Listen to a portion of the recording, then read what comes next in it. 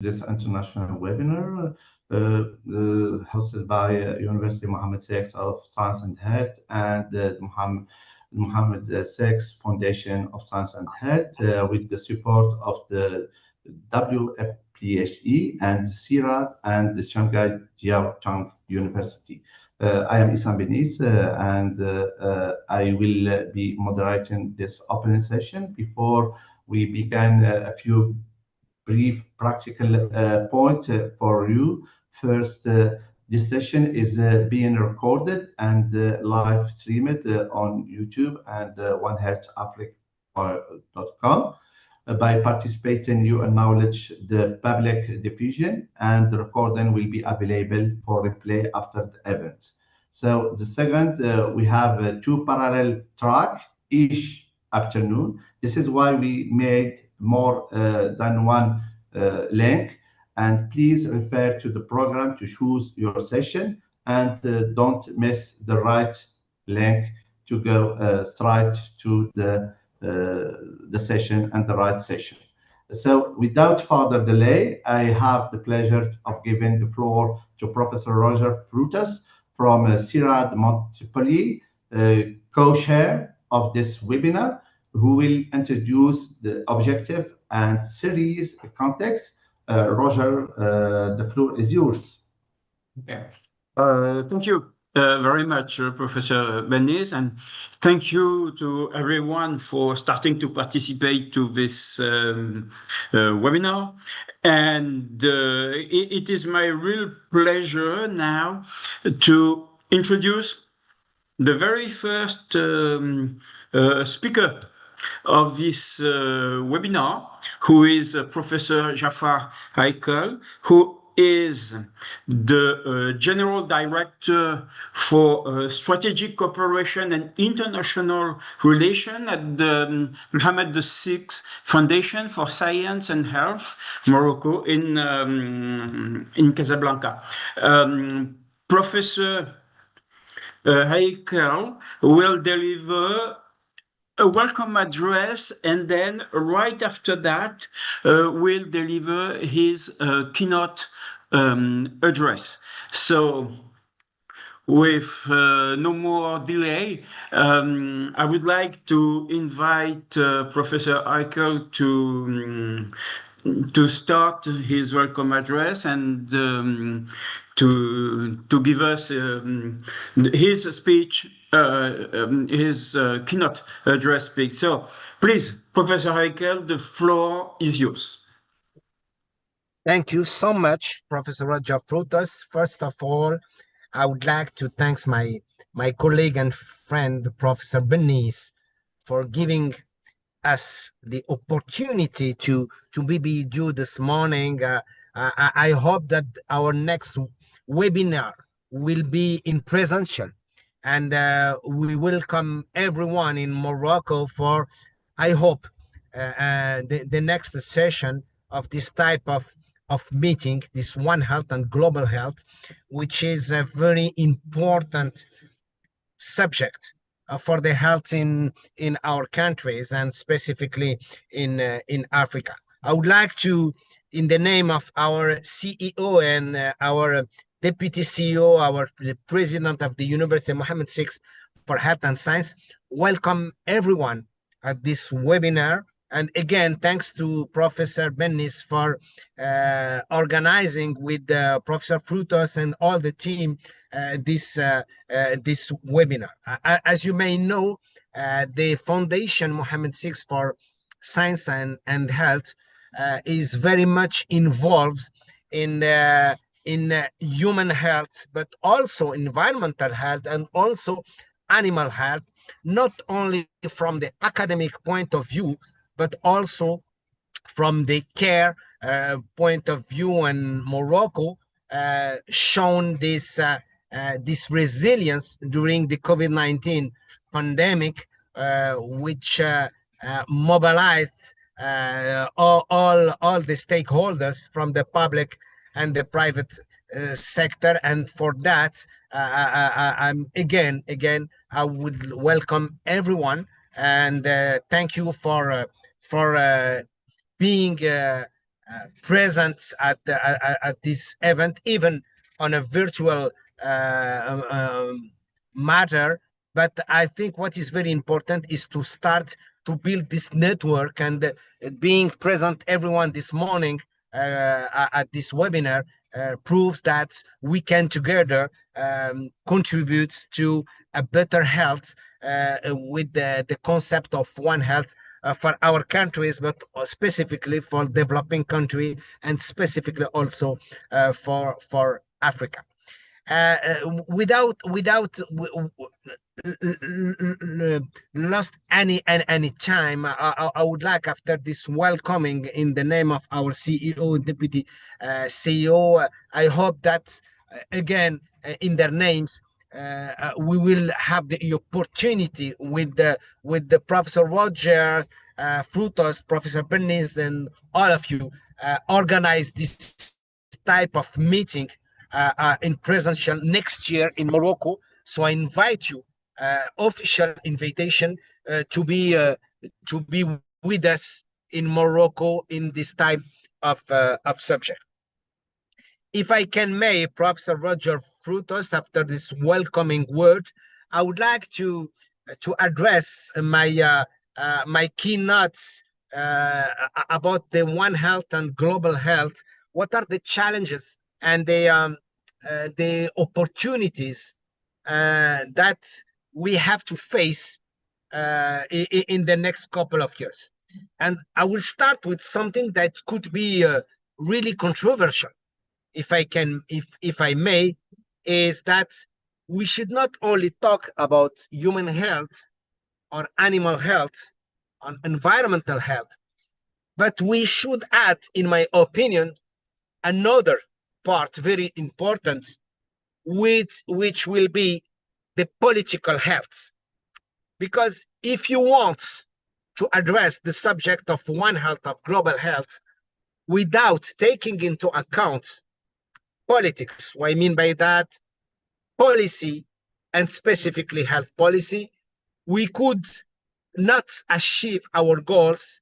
And as a scientist, and even as health professional, we could not do more than our experience or our know-how and our knowledge, more than could sometimes do some politics on health policy. So let me give you one or two examples to prove why it is very important to add at least these new points about the health politics, and not only human health, animal health, and environmental health.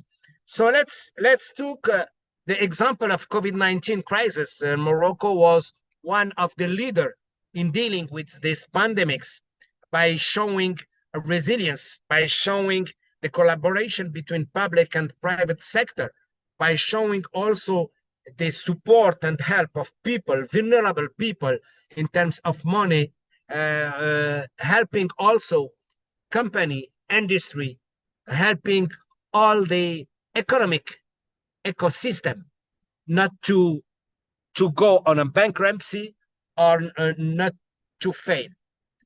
And for that, of course, you need the leadership, and we had in Morocco the leadership of the King of Morocco, who gave his advice, his orientation, his vision, but also his directive for the government in terms of politics, and not only health policy. I mean by that, Ministry of Interior, Ministry of Finance and Economics, Ministry of Agriculture, and Ministry of Higher Education, etc., etc., etc. So the COVID-19, and we have shown that in several countries, even in developed countries, when the politics are close in terms of giving some recommendation of some support, you cannot solve health crisis. This is the first example of COVID-19. The second example is, for example, for HIV infection. I can give you also Ebola. I can talk also about H1N1, and I will also talk about other crises like tuberculosis, etc., etc. But I was only talking about infectious disease, but I can also talk about non-communicable disease. And first of all, diabetes, for example, or hypertension, or cancer. For all those pathology, for all those non-communicable disease that are today the most deadly disease in our countries. If I take the example of Morocco, 80% of attributable death are non-communicable disease and not infectious disease, 80%. And more, we will see the same numbers in developing country. We have already these numbers in developed country.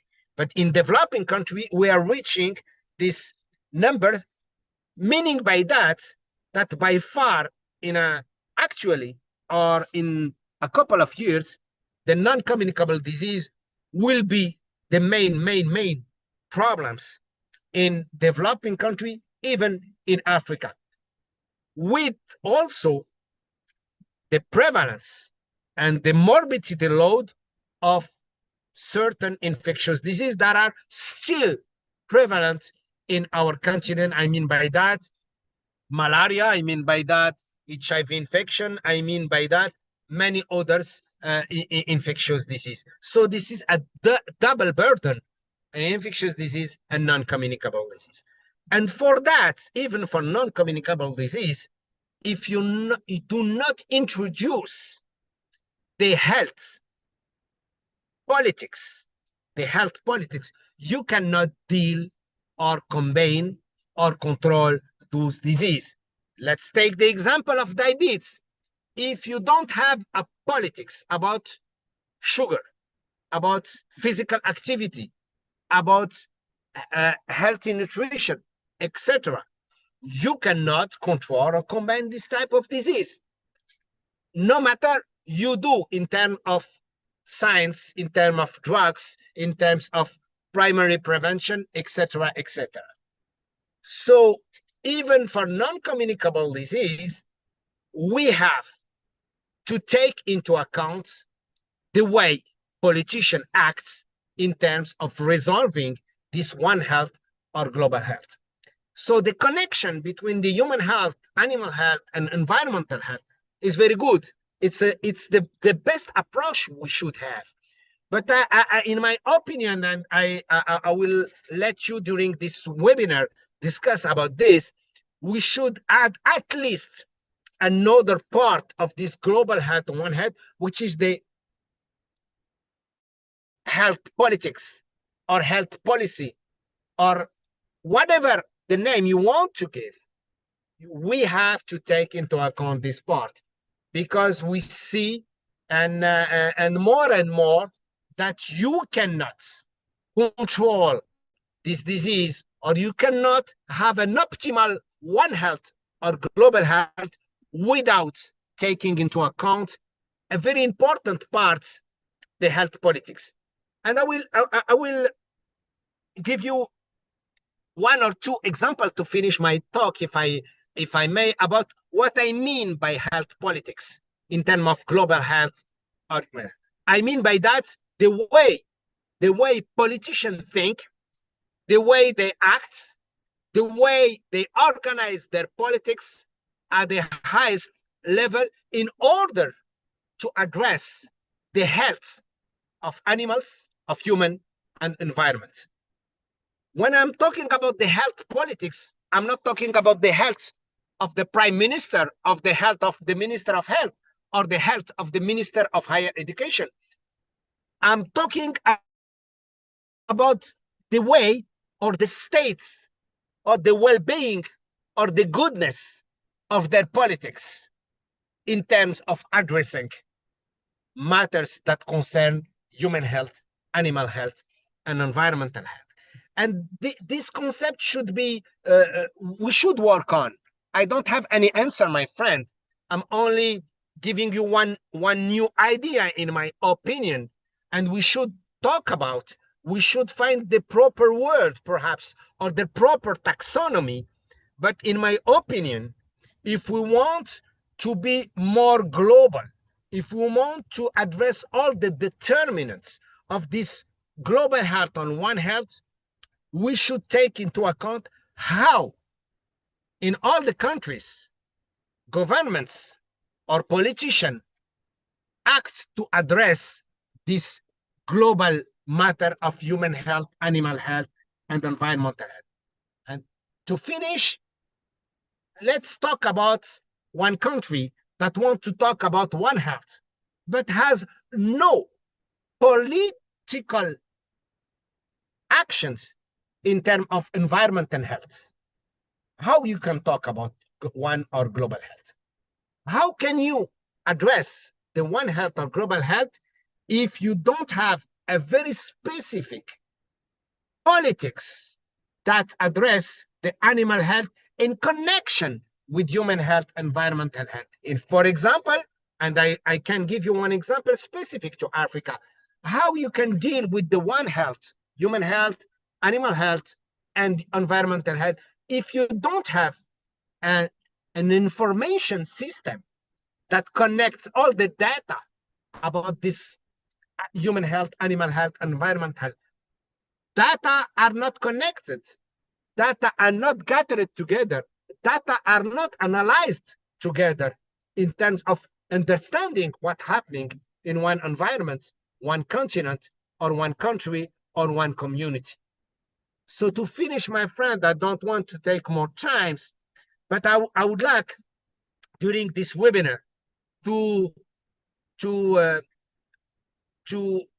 ask you that we should, in my opinion, think about another dimension of this one health or global health to find the right word or the right taxonomy and to see how we can address a sort of policy brief of policy paper after this webinar, write it together and to address it to different governments and to ask them and to see and to measure how certain health politics affects, contributes, promotes, block, or favorize the global health on the one hand. And perhaps it could be one of our good contribution as a network today and tomorrow, and perhaps in next year,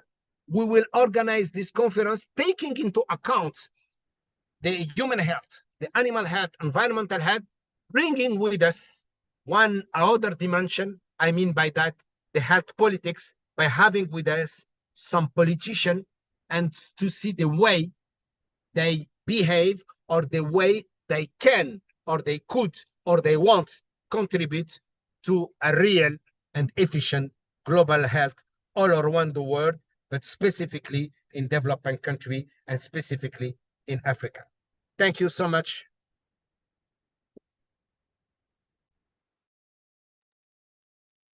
Thank you very much, Professor Heikel, for this very inspiring keynote address, and also for making a very good transition with my welcome address. But before that, I just would like to know if there is anyone who would like to ask a question to Professor Heikel.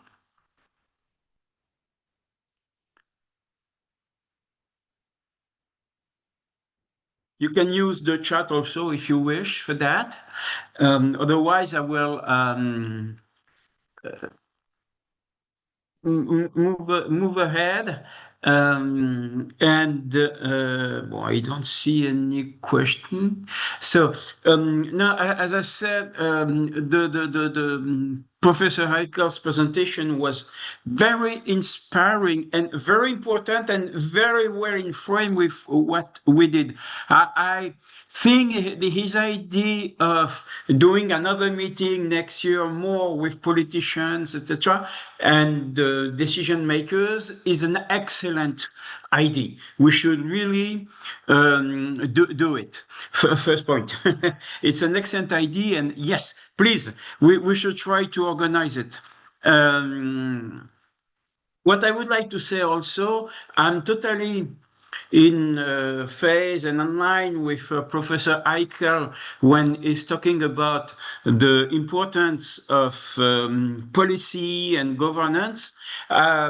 Just want to summarize what happened with this webinar. Actually, this current webinar today and tomorrow is webinar number 2. It's the second part of a 2-webinar series. The first webinar, which was held on April 7 and 8, was indeed devoted to politics and governance. And this webinar is devoted more to scientific issue. So we are totally in frame with what Professor Eichel is saying.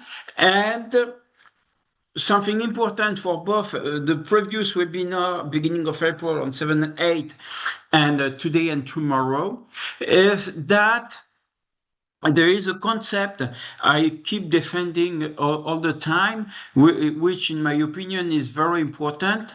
It is that something that is not written never existed. So holding a seminar, a webinar, a conference is perfect. But if we want it to exist and have a real impact, we have to write it.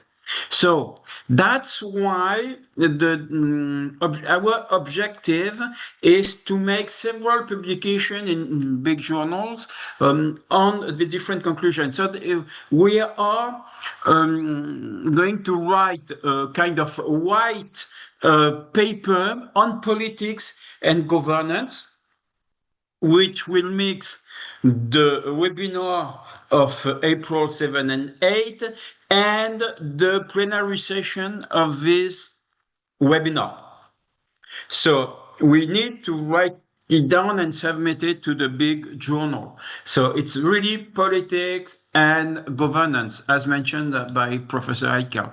And we do have, on the more scientific part, within this current webinar, 3 sessions, one on infectious disease and vector-borne diseases, one on pollution, and one on AMR, so antimicrobial resistance.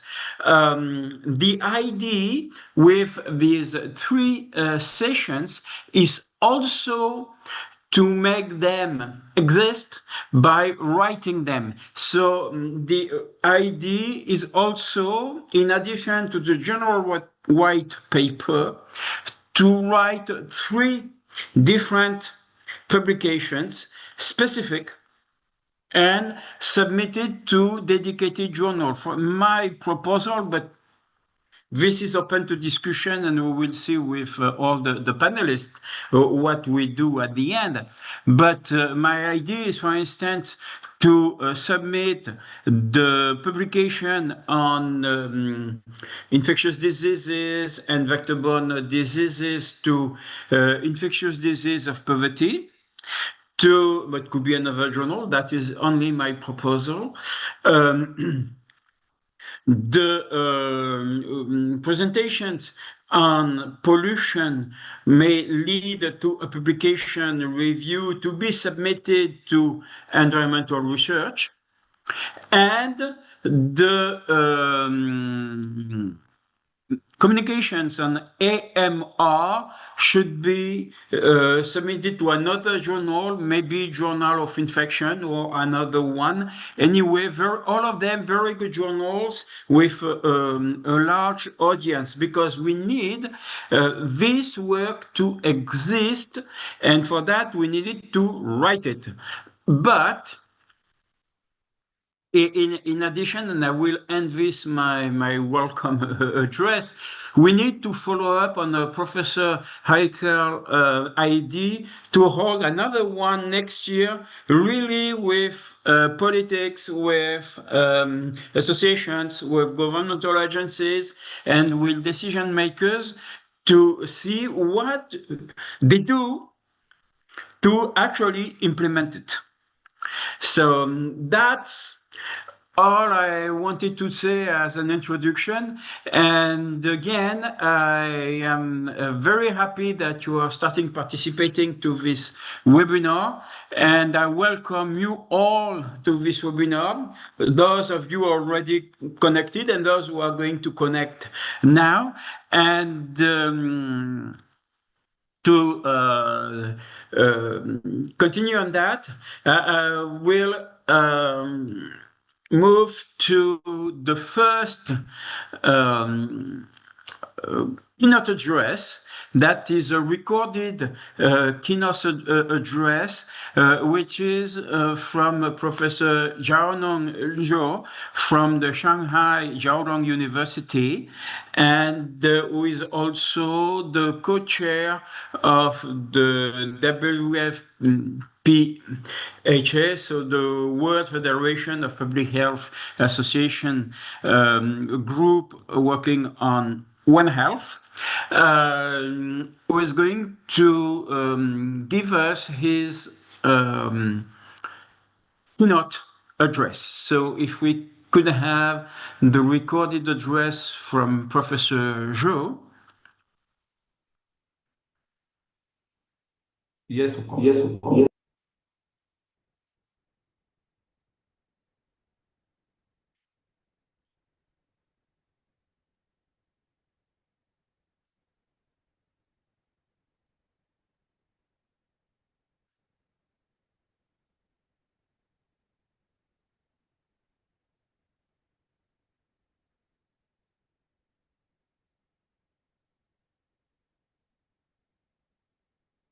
And perhaps also his welcome address if you recorded it. Oh, here it is.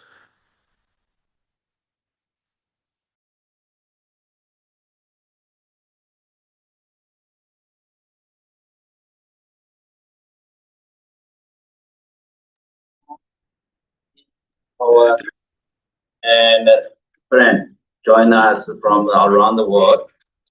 On behalf of the One Health Working Group of the World Federation of Public Health Association, it is my great honor to bring greetings to the international webinar on global health and One Health integration and implementation. We deeply commend the Muhammad VI University of Science and Health and other organizations to organize this vital gathering. The title of this webinar, Integration and Implementation, could not be more perfect time.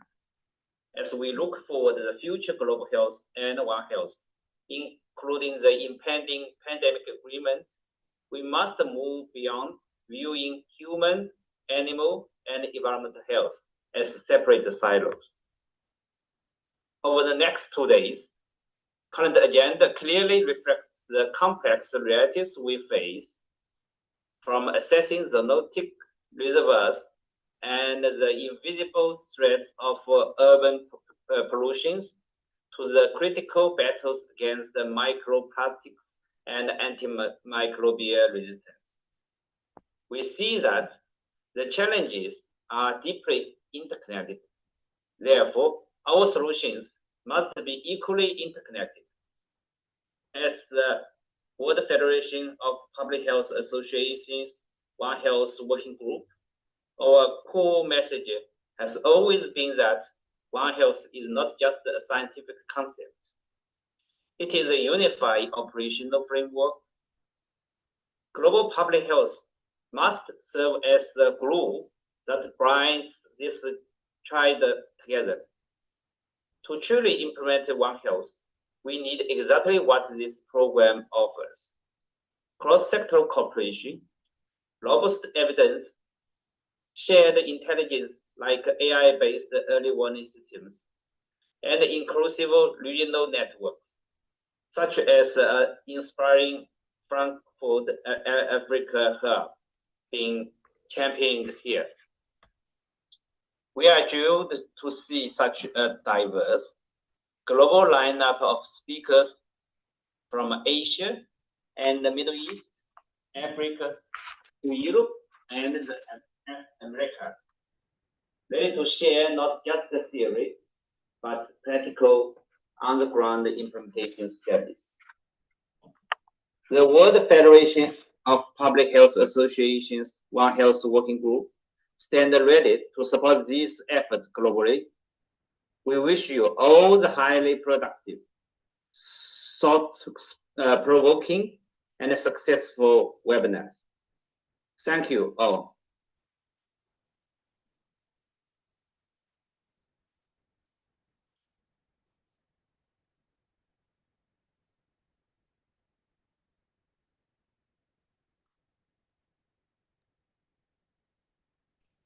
Thank you.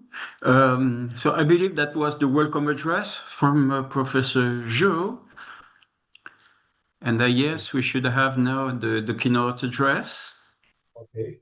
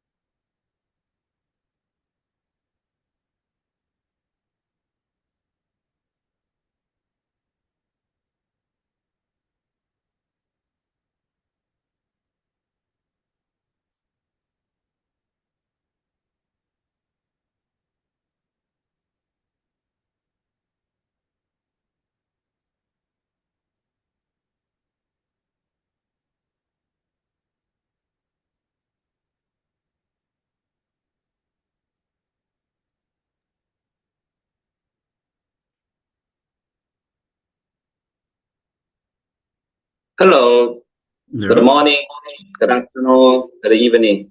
It is my pleasure to give the presentation on the One Health as a key element of pandemic agreement.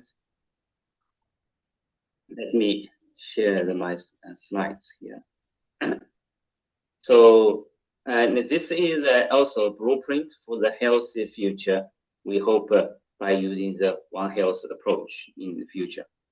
And I'm Xiaonong Zhou from China CDC as the chief scientist, and I'm also serving as the vice dean, School of Global Health, Chinese Center for Tropical Disease Research, Shanghai Jiao Tong University School of Medicine. And my talk will be divided into 4 parts. First, let's see the global health threats. And this is photos I took in the One Health Summit held in the 6th to 7th April 2026, which is early of this month, held in the Lyon, France. And President Macron was organized this meeting, and also different president, ministers, and also the DG of the several international agencies to participate in this meeting. And this reflects that One Health is a very, very important topic nowadays, try to prevent the next pandemic. So when we talk about the pandemic, so if we look at since the year 2000, and we had the SARS, we had the H1N1, we had the MERS, Zika, Ebola, and as well as COVID-19. So, and our scientists already analyzed that actually 75% of the emerging or re-emerging infections was original from the animal origin infections. And every year, more than 2.5 billion people infections had, and also more than 2.7 million people died of those emerging or re-emerging infectious disease. And so WHO already formulated the pandemic agreement. This is a historical shift, particularly this signed by the 194 countries to sign this agreement. And because it is the first ever legally binding global accord on the pandemic preparedness, adopted under the WHO auspices to be the subject to the World Health Assembly and this year. But One Health is a very complex issue because we need a commitment to the One Health approach to pandemic prevention, and by using the integrated human, animal, and environmental health. So it requires a cross-sectoral cooperation and coordination, as well as data sharing. And because this map showing that so many different infectious diseases occurred around the world since the year 2003. So really, our human facing so big threats. And this is not only because of the infections occurred in the different parts of the world, but also the environmental threats, also particularly climate change and global warming, to increase those spread of the infections. And so high biodiversity increase with those potential for the emerging of new pathogens. So the World Bank had analysis that if we use the One Health approach, it really gives us a lot of benefits, including following 6. 1, it can support poverty alleviation, and second, reduce the pandemic risk globally. Third, improve the health globally. 4th, help build effective animal and human health systems without weak links. 5th, help build efficient animal and human health systems.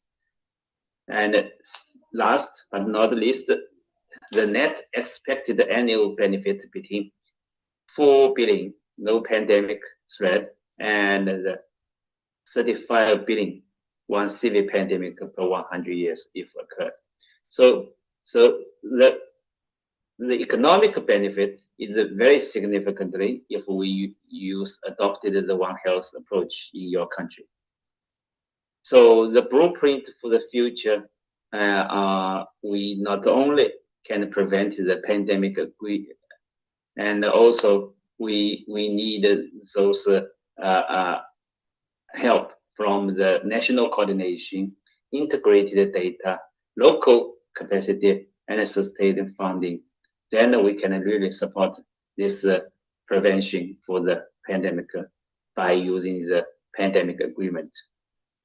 So pandemic agreement is a new door for the global health because it can strengthen prevention, accelerate alert, promote the equity, and enhance the coordination.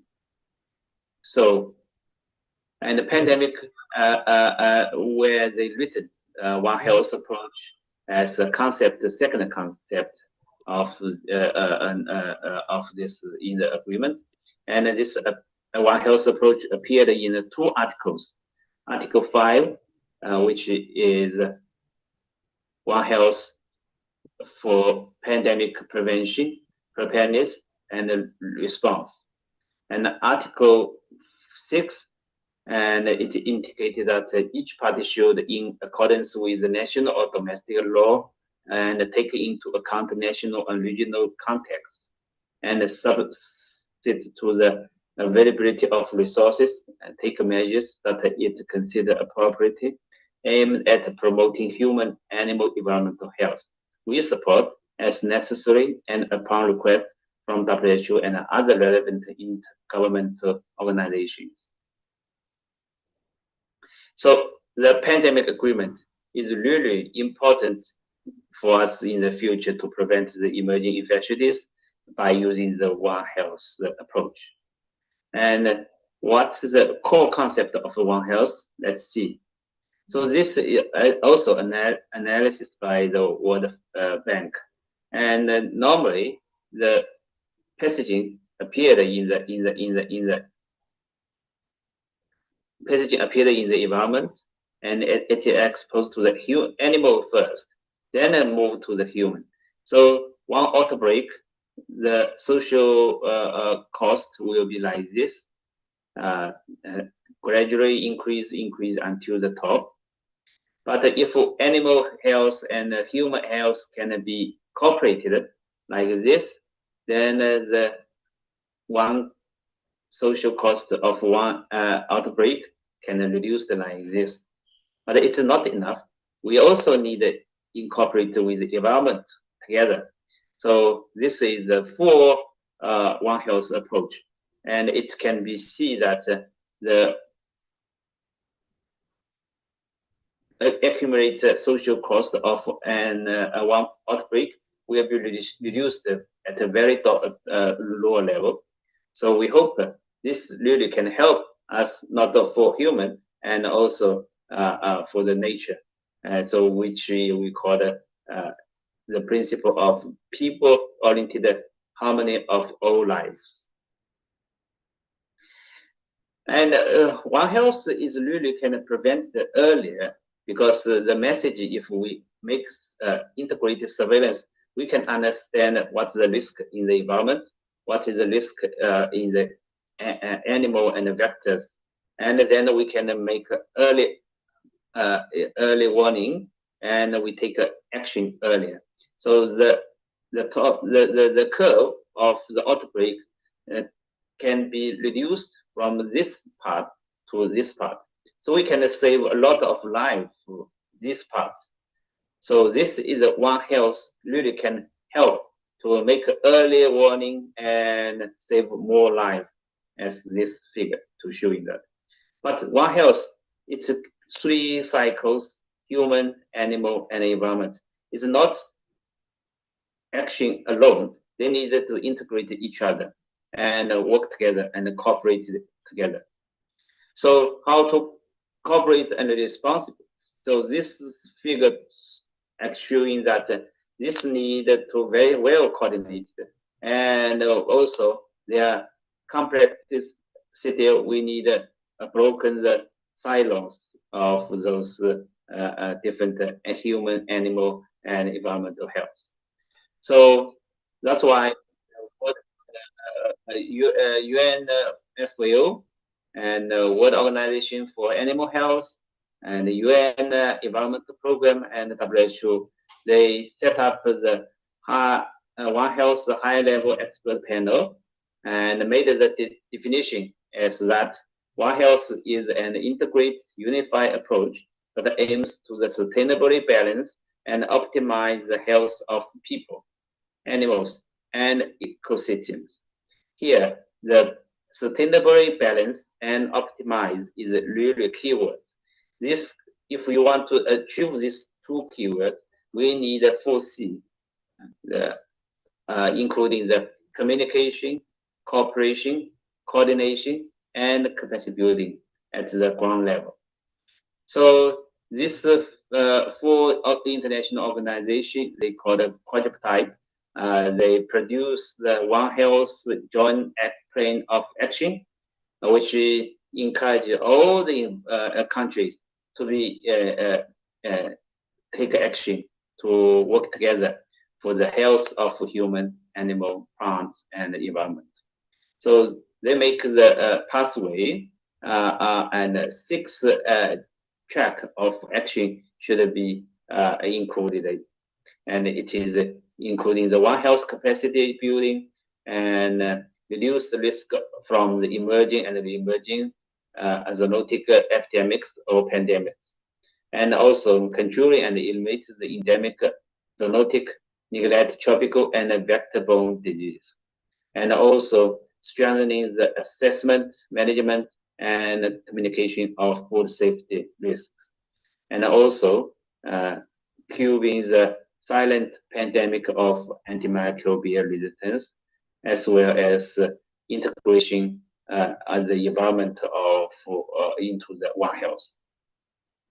So up to now, there are two terms of the expert panel, high-level expert panel, and I'm now serving as the term 2 as one of member. We are working together. At the same time,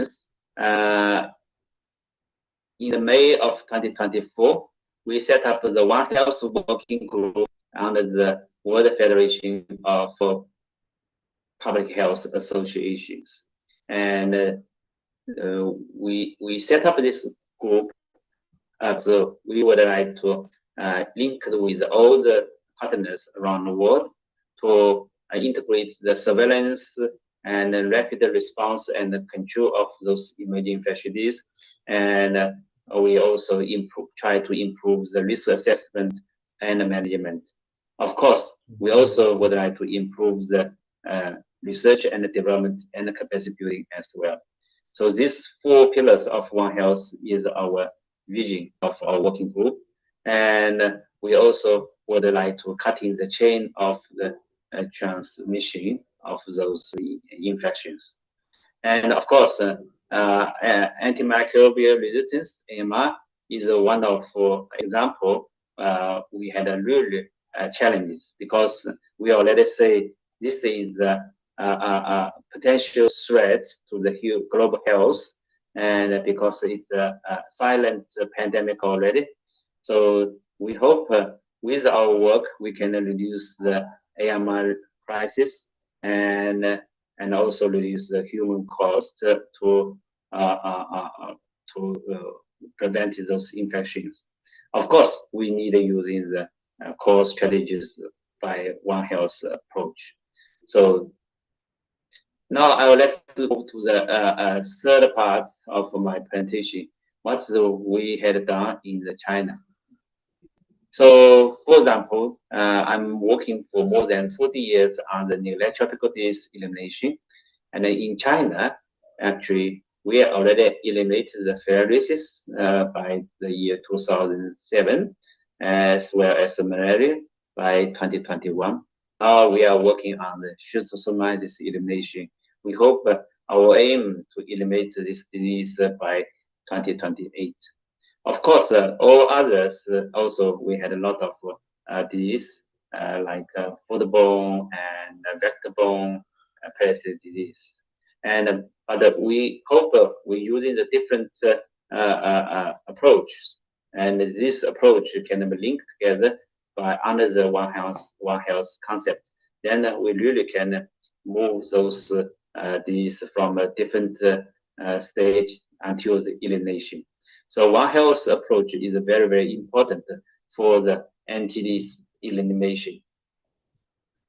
For example, for malaria, and in the early time, malaria happened in China very seriously.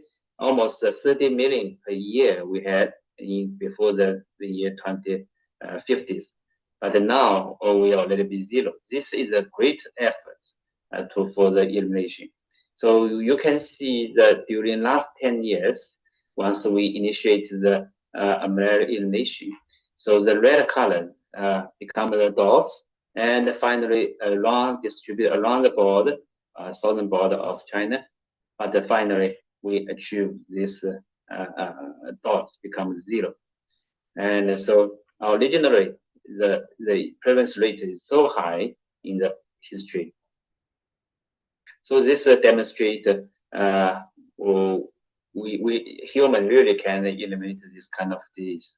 And another case is schistosomiasis, which I contributed to until now for more than 40 years. And the country in China, we carry out different strategies from snail-based integrated control strategy to the mobility-based, mobility control-based strategy, and later we did the integrated approach, or similar words. We now use One Health. So those are actually particularly multi-sectoral cooperation is really important for us to implement those integrated approach. And another case in China, we call the National Patriotic Health Campaign. And those are actually originally, they try to improve our health status in the beginning of the People's Republic China, and by using the very low cost strategy, and so we can put the health, integrate all the policy, and particularly in the beginning of the program, we focus on the 4 paths eradication, try to improve our health status, and particularly they implemented at the grassroots community-based approach. So that's why the multi-sectoral cooperation is really important and coordinated at the community level, and all the community mobilization will be taken and to support all those activities. And recently, our working team at the Shanghai Jiao Tong University School of Medicine, we produced the Global One Health Index system, and we invested this framework for the evaluation. But we collected all the data from international agencies, and we found that it will not only improve our understanding of the determinants and function of One Health research methods, but also can help in the formulation of policies and the development of One Health capacity in underprivileged areas. So we publish a lot in different journals, and those methodology has been taken by different countries and to be used in the national or supranational evaluation for the One Health capacity. And our group started this work from the year 2021, and we already evaluated an evaluation of this framework from version 1 to version 2, and now going to be announced version 3 in the early next month. At the same time, so our team also working at the Chongming Island as our baseline survey for the AMR, and we collect example not only from the animal like a bird and livestock and fish, but also we collected the samples from water, soil, and air. So we try to understanding everything of the transmission paths of the AMR genes. And this really help us to formulate the strategy for the combat these AMR issues from the local level, from the national level. Also, we look forward to working on the global level as well. So recently we published the one of correspondence on the One Health, a key element in the WHO pandemic agreement in the Lancet, because we analysis all the countries and of the One Health governance systems as well as the implementation pathway. We understanding One Health, it is a really important approach, can improve our understanding the multi-sectoral cooperation and transdisciplinary cooperation, as well as communicated with the community level, and to improve our health of animal, human, and the environment. So this particularly One Health Index, we put effort on the governance issue, and because the governance issue is including the 3 parts, including the communication, cooperation, and coordination, and capacity building. So different indicators, we put the different weights based on our expert knowledge by using the Delphi survey. And all those we integrated with the other components, for example, food safety issue, AMI issue, environmental health issue, pandemic and endemic issues. So all those core benefit outcomes we can calculate and got the score of the Global One Health Index. And this gives a different indicator that and different regions, they have different capacity on the One Health approach. So the governance issue very important. So particularly the communication pillar, and it's we really understanding score distribution of Global One Health Index governance by the following key indicators. The first is the multi-sector partnership. Second one is science policy interface communication. Third one is the social participation. Fourth one is the political stewardship. And the fifth one is the resource mobilization. Last is data and technology catalyst. And all those gaps we really need to fill up. And we hope in the future we need to focus on this key weakness on the science and policy interface. And then finally, I would like to give some recommendations to translate One Health into action. And the first one is we need strengthening our national coordination mechanism. We need to take action to establish a high-level committee led by the head of the state or to ensure cross-ministry coherence. Second one, we need an integrated data sharing platform to take action to develop a national digital platform with standardized protocols linking human, animal, and environmental data. And the third, we need to strengthen the local capacity by increasing the financial technical aid to the lower and middle income countries for lab upgrades and One Health working force training. Fourth action, we need to sustain our funding mechanism by establishing a global One Health fund and integrated sustainable funding into national budget.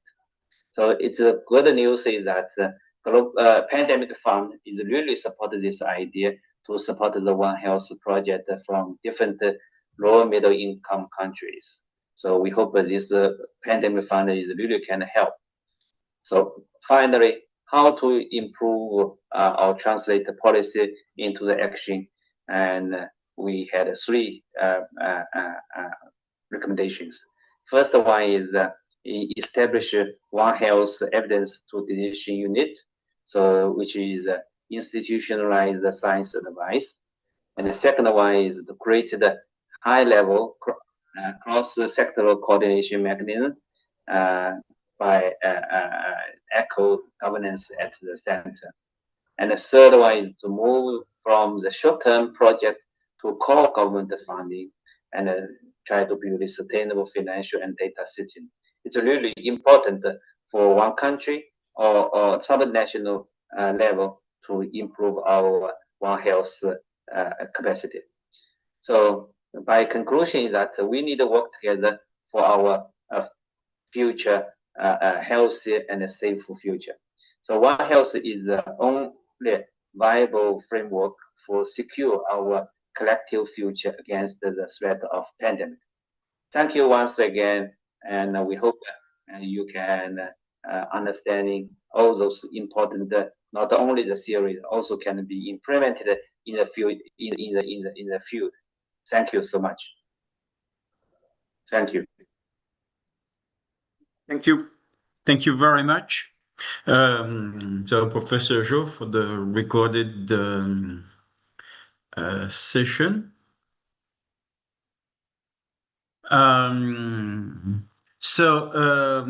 Actually, I must apologize. I made a mistake because we should have had a break before Professor Zhou's keynote address. But anyway, we can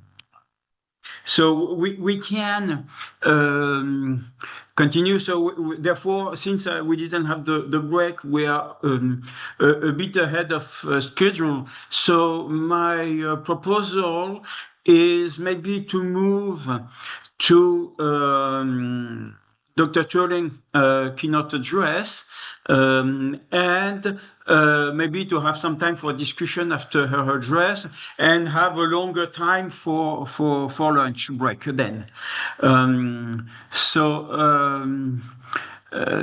I think Dr. Turing is connected.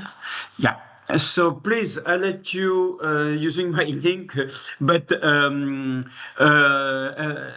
welcome, Dr. Turing. So thank you for participating. Dr. Turing is from WHO in Geneva, and she's going to talk about the future perspective in terms of One Health and global health. So please, Dr. Turing, the floor is all yours. Thank you very much, Chair. Let me share my slide.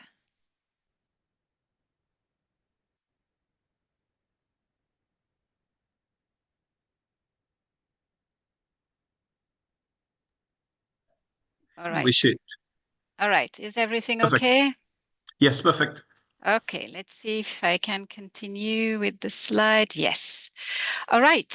So again, thank you very much. Good morning, good afternoon, and good evening to everyone. My name is Emmanuelle Teurlings. I am a technical officer in the Department of Science for Health in the WHO Science Division and in the unit that is called Foresight, Leaderships and Ethics in Science. I would like to thank the organizer for the invitation to speak today about WHO's work on foresight, emerging technologies, the responsible use of the life science, and the governance of dual-use research across One Health. So before we begin, this is just a quick note on my participation today. So today I will start by briefly setting the context with some introductory remark about why foresight and the governance of emerging life science and technologies matter. I will then say a few words about what we mean by foresight and how our unit also has been using it in practice. I will introduce also the global guidance framework on the responsible use of the life science. And then finally, I will highlight one concrete strategic foresight exercise that we have been doing on dual-use research across One Health before closing with a few considerations. So let me start by this first slide. At WHO, our mandate is to promote, provide and protect health and well-being for all. And under the current 14 general program of work, one of WHO's strategic objectives is to prevent, mitigate and prepare for health risk from all hazards.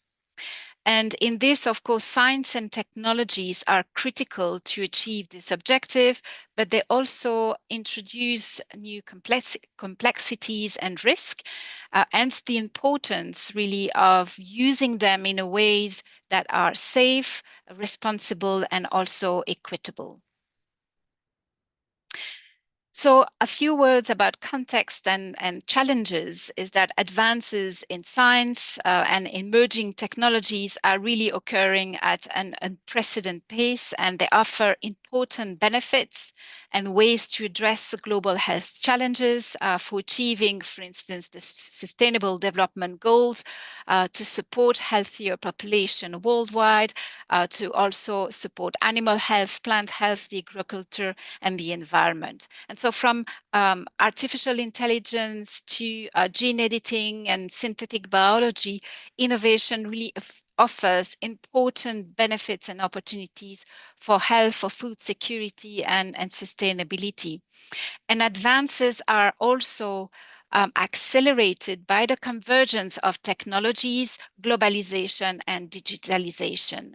And at the same time, these advances can also introduce risk, including safety and security risk through accident, unintended consequences of research, and misuse. And so in a world that is becoming increasingly more complex, and where countries are facing also more frequent and challenging situations, and where technologies are also accessible and also involving different stakeholders, especially also in the life science, there is really a need for greater awareness, for greater also anticipation and stronger governance of potential risk, and these are an important and critical element.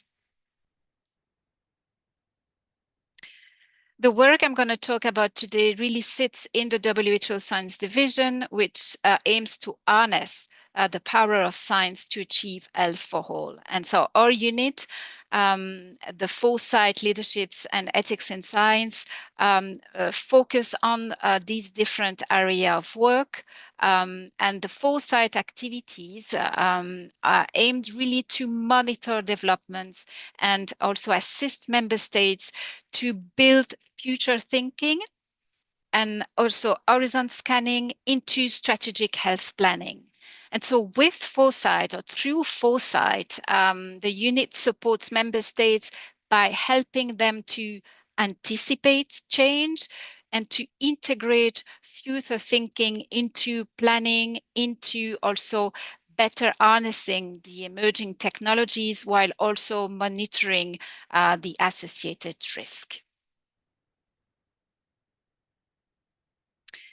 So in response to these evolving challenges in the life science, this evolving landscape, but also the challenges that are there, WHO published in 2022 the Global Guidance Framework for the Responsible Use of the Life Science.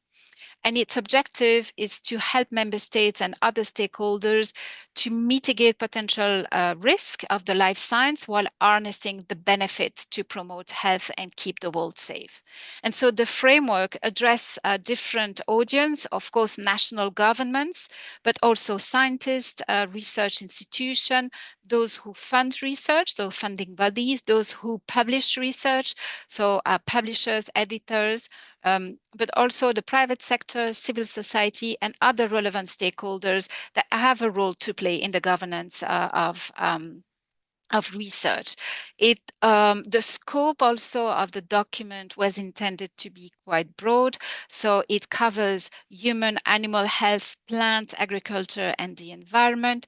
It covers accident, unintended application, unanticipated application, and misuse of science. And also it covers pathogen, but also go beyond pathogens, that it covers also other life science that may have dual use potential, including those at the convergence between life science, chemistry, artificial intelligence, for example. And so what makes also this framework different is its public health perspective on these issues and its explicit also adoption of a One Health approach, recognizing that human, animals, plants, the environmental health are deeply interconnected. So I will pause briefly here on key terminology that are used in the document, just enough, sorry, to ensure a common understanding as we move forward. Another element also is foresight. So what is foresight? There are different, of course, definition. Here is one that we have been using in WHO. So it's a discipline of exploring, anticipating, and shaping also the future to help building and using collective intelligence in a structured, systematic, and systemic way to anticipate development. So foresight is not a crystal ball. It is not about predicting the futures. It is a structured way to explore possible futures so that we can make better decisions today. And so foresight in that sense help us to move from reactive approaches, from reacting to crisis, to anticipate and be more proactive about change. And it helps us to examine emerging trends, questioning also our own assumption, and considering also alternative future. Over the past years, WHO has increasingly been using foresight and horizon scanning to better anticipate emerging health challenges and also to support more strategic decision making. And so this allows us to look beyond immediate risk and consider how scientific, social, technological change could affect health systems, could affect equity and governance over time. So just a quick focus on horizon scan and what it means in practice is that horizon scanning is about identifying early signals of change across science, technology, society, the environment, and even geopolitics.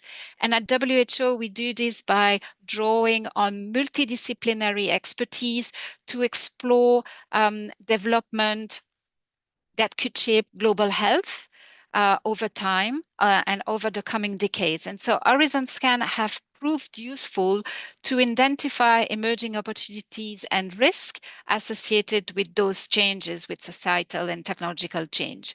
And so importantly, horizon scanning tell us what is emerging, while foresight help us to decide what to do about it. And this is an example of publication that our team has been doing using horizon scanning. It has really helped us to surface emerging opportunities, emerging risk that may not yet be visible through other types of routine approach. A final word also about horizon scanning is that it's not a one-off exercise. It requires really continuous monitoring, updating of signals, and also reflection on how change might unfold over time. So information updates, monitoring signals of change, and working on different plausible scenarios are key to understand how global health landscape could change if some of the identified technologies and science and other change and other signals become widely present and used.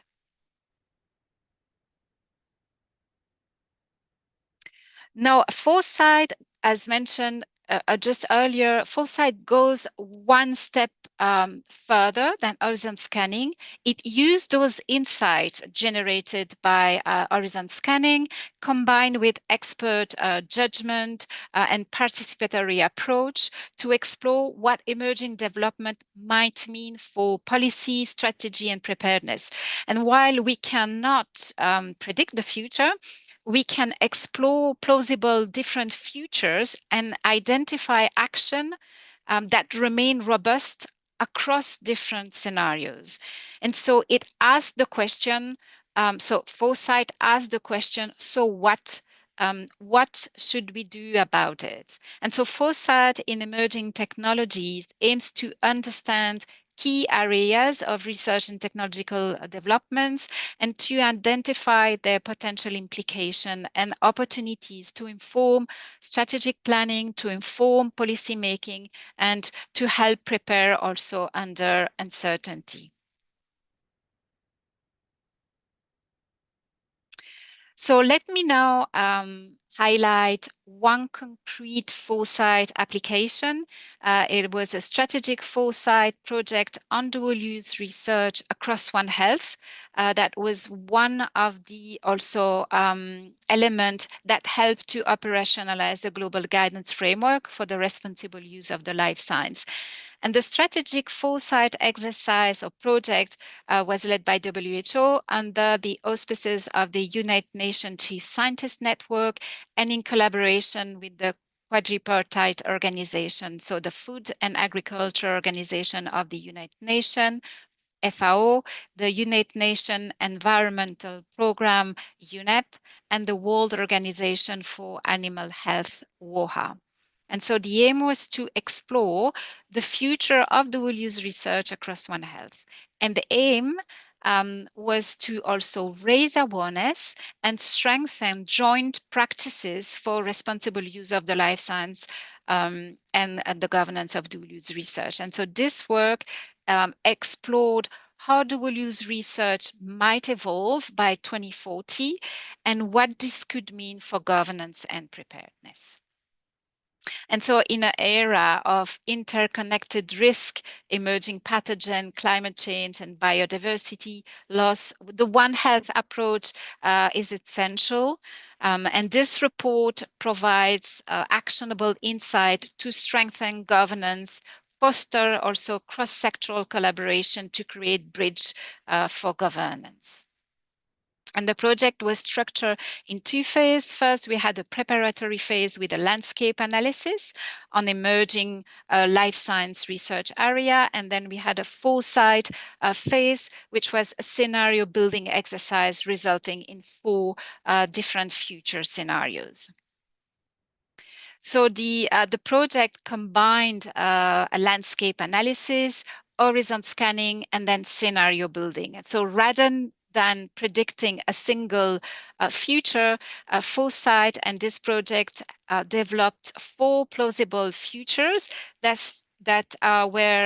stress test assumption and identified governance needs under different conditions. And so here you can see the different stage of the project that last over 10 months. First, understanding the landscape of change with landscape analysis, horizon scanning, but then also an expert survey. And then we move to the construction of 4 scenarios that each depict a possible future in 2040. And then we engaged experts to further fine-tune the scenario and test the scenarios, and then also having experts to help us looking at the implication of these scenarios for any governance measures. And so this led to the synthesis and reporting that help us to synthesize the different stage of the project into 4 cornerstones that outline key consideration also and levers for action. So this is the project a report that has not yet been published but will be forthcoming soon. And so these across the 4 scenarios, analysis show that concern around dual use research were linked back to 4 core different cornerstone that we called consent, collaboration, communication, and around these 4 cornerstones. So these represent foundational principle for the responsible research and effective governance across One Health.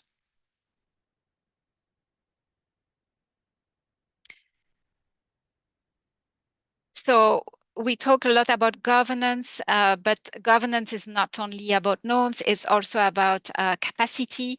And here WHO has developed several documents to help teams, institutions to use foresight into planning and decision making. So here, for instance, you have a practical guide on foresight approach in global health that provides a series of quick start questions that provides also different approach on how to use foresight with different resources also. and in different settings. It also provides an annex at the end that really explains the different foresight tools that are in the foresight toolbox, if I may say so. And so that's a practical guide that is available on our webpage. We have also developed a short explainer video about what is foresight and how it can be used and what is its added value. The team has also developed a foresight training course on how to use foresight in global public health, and this training course is available on the WHO Academy. So this is a quick snapshot of capacity tools, video, course, and then also documents to help using foresight in different area of work. Today I looked at emerging technologies, but there are also, of course, other area where foresight is being used in WHO. So that was about capacity strengthening. Here are another types of publication and resources supporting this work on foresight and on the responsible use of the life science, whether these are the Horizon scanning document, but then also a 2023 publication on emerging technologies and scientific innovation, and this provides a global public health perspective on this innovation. There was also the publication on 3D, also the future of 3D bioprinting, and also the responsible use of the life science. And there also we have a training course that is also supporting this document. So I realized that was a lot of information also that was giving it in a short time. So if you are interested, we also share updates on activities, but also tools and examples also of these different activities there in our newsletter, which you are very welcome to subscribe to. We have already issued 2 different newsletters so far. And so I will end with some and close with some key consideration. The fact that as science evolve, risks are becoming more complex, and governance must evolve also accordingly there. There's no one-size-fits-all approach for the governance here, and W's research and solution must be tailored to national and regional context. Cross-sectoral collaboration, and here with One Health, of course, is essential because mitigating biorisk is a shared responsibility, and also because of the interconnectedness between human, animal, plant, the environmental health. And foresight also in this case enable us to anticipate change early and to act today early also to protect health in that regard. And so acting today for safe, secure and equitable access to the scientific benefit of tomorrow. So I'd like to thank you very much for your attention. Here are the 2 websites where you can find more activities and more publication, either on foresight, but also on the responsible use of the life science, and also an email address in case you wish to have more information. Thank you very much. Back to you, Chair. Thank you. Thank you very much, Dr. Turing. I'd like to ask if there is any question to Dr. Turing from the attendees or from the panelists as well.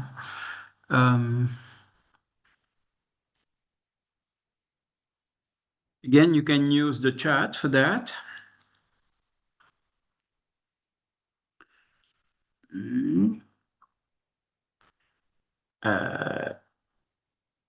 No, I do have a question myself. But you said you already published two issues, two documents. In using the process you described, what are maybe the 1 or 2 major conclusions that you may have reached, and in the future, let's say in the 5 or 10 years, what kind of orientation you could foresee already?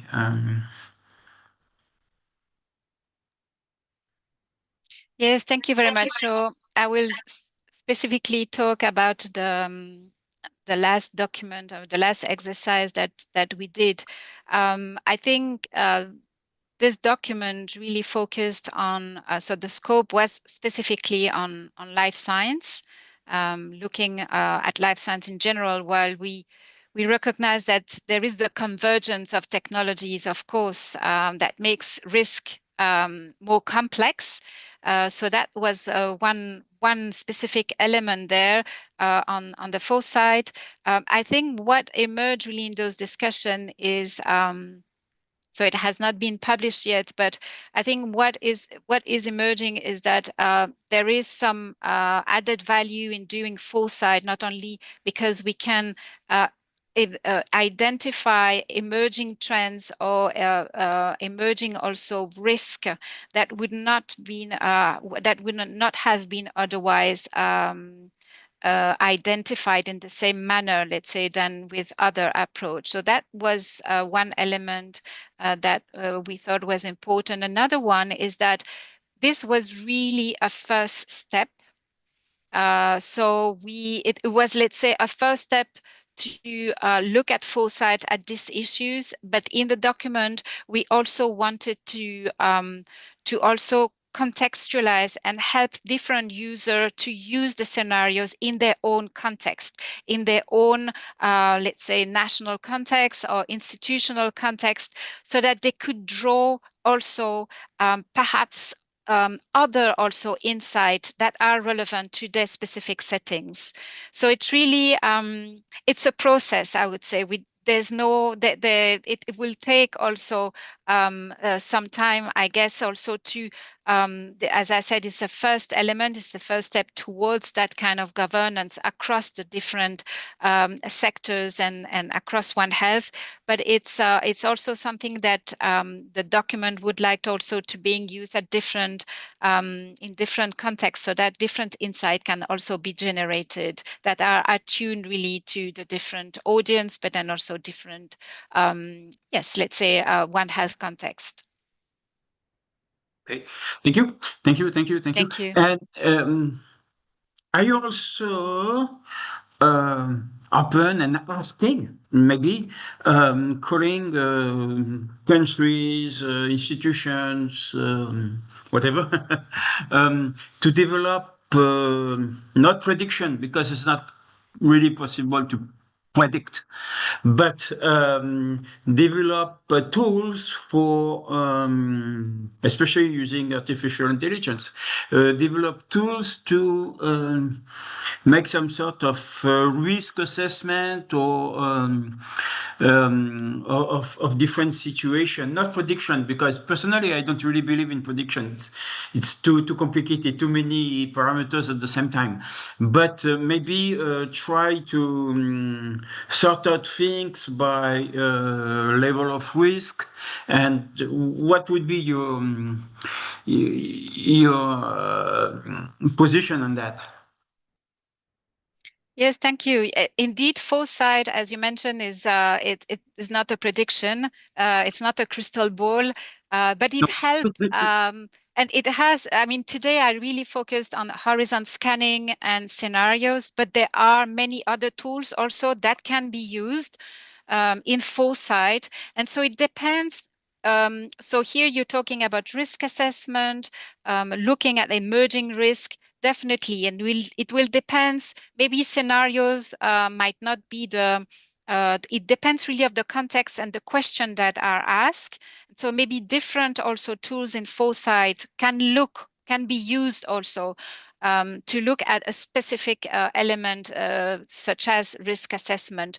But it really helps foresight to anticipate change, to take action today. And so looking at different types of future and what kind of robust action could be taken to face those different types of future that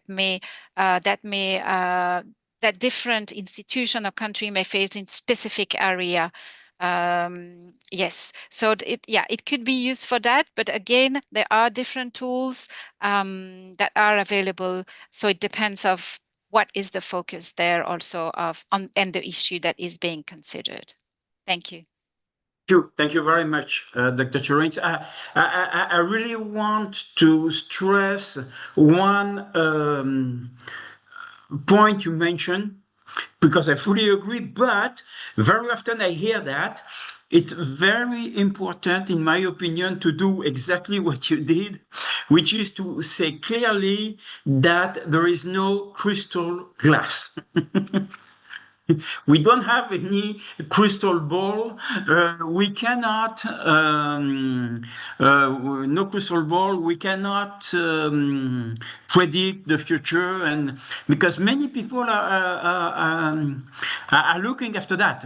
Please, what can you tell me about what will happen in the future? But I cannot. So thank you for stressing that. I see a couple of questions actually on the chat. One is from Adam Azari, is student in the Dynamed Master Program. The question is, what are the current guidelines regarding the acceptable use of AI tools in scientific research and publication, particularly in relation to transparency and authorship? So I'm not sure it's really related to the foresight, but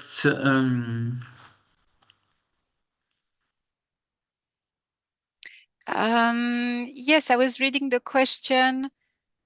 Yes, it's more about authorships and transparency and the use of AI there. So yeah, I'm not sure we'll be able to answer that particular question based on today's presentation. Maybe it was related to another presentation. Maybe tomorrow the presentation by Dr. Ling Zhou, who is going to talk about governance and ethics. So it's, my opinion may be more related to that presentation. And there is another one from Louise Renaud, also from the Dynamed Master Program, because One Health requires coordination across science, policy, and society. How do you concretely connect scientists, policymakers, and local communities in practice during the implementation of One Health strategies? Yes, thank you very much for the question. So I think this is exactly also what I was alluding to how to, this was a first step, and how could the different action could be implemented in whether it's at national level or an institutional level. And I think what we have seen in countries, in some countries, is that there is a kind of coordination mechanism around different, for instance, ministries that are helping to make that connection there.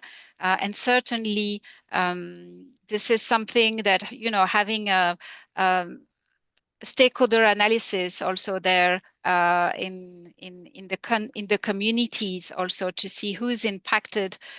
In our case, it was about the governance of dual use research, but who is impacted by this? So having these kind of coordination, whether at national often level, is important to make sure to have the different stakeholders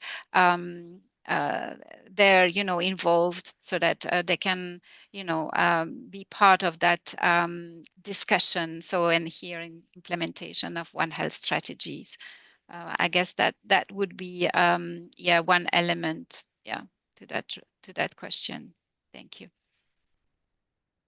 Thank you very much. Don't see other question. No. Yeah, I just saw that the person, thank you, Adam, Azari Adam, for this precision about transparency and authorship. I haven't touched this in the presentation, but there are, of course, guidelines on the use of AI. And it depends also whether it's on WHO's publication. We have also their guidance that should be followed also on how AI is used also in project, for instance. So thank you. And anyway, as I said, tomorrow there will be a presentation on ethics and the governance, etc. So probably it could be the good opportunity to ask again that question and see with Dr.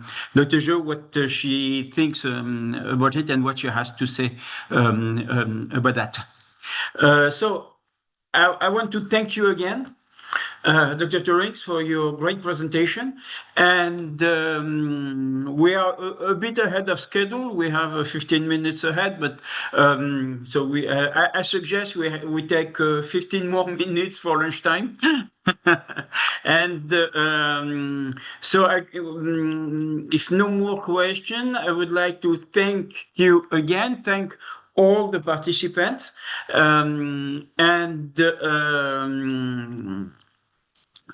close this session this morning, and we will start again this afternoon. So 2 p.m. Moroccan time, 3 p.m. Western European time. So I will give the panel to Professor Béniz, who will probably give us more accurate information on that.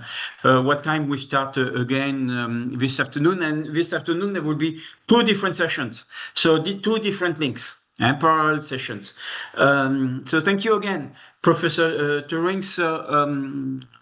Professor Béniz, if you would like to maybe give more practical information on how to connect this afternoon. Thank you so much, Professor Frutos. As you said, at 2 p.m. Moroccan time, GMT +1, we will start the 2 separate sessions. The first session is about the session number 2, linked to the vector-borne diseases and zoonotic reservoir, and it will be moderated by Professor Mayumi Wakimoto. And the parallel session, this session, for example, this session 2 will remain in this link. So we should not change the link. This link is also available, so you can continue with all this day with the session number 2 also, that will start at 2 p.m.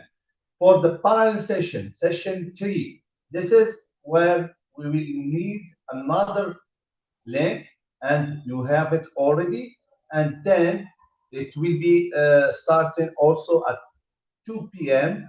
And this is the pollution in the West, and of course it will be moderated by Professor Roger Frutos. So for Professor Roger Frutos and Professor Anisi and Professor Sandre Perez and Dr. Souza, they will just go to the session number 3 with another link. For the others, we will just stay on the main day 1 link. So thank you so much. Professor Roger, is it any question about that?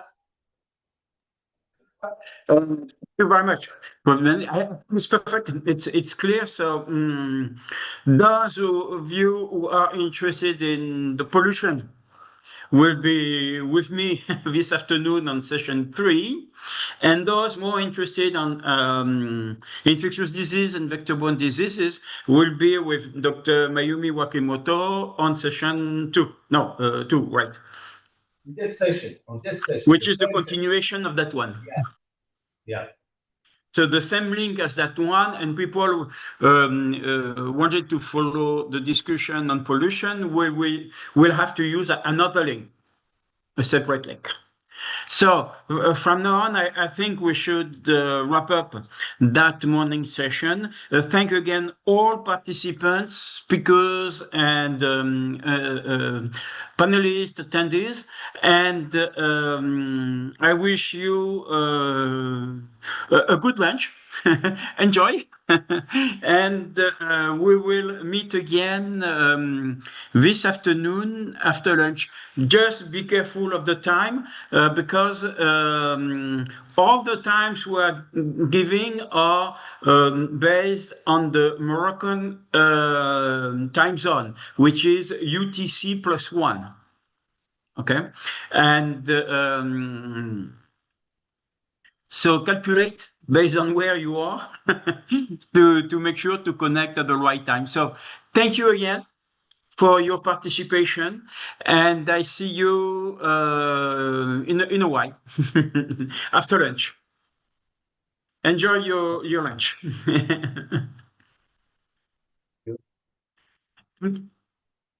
Thank you. Thank you very much.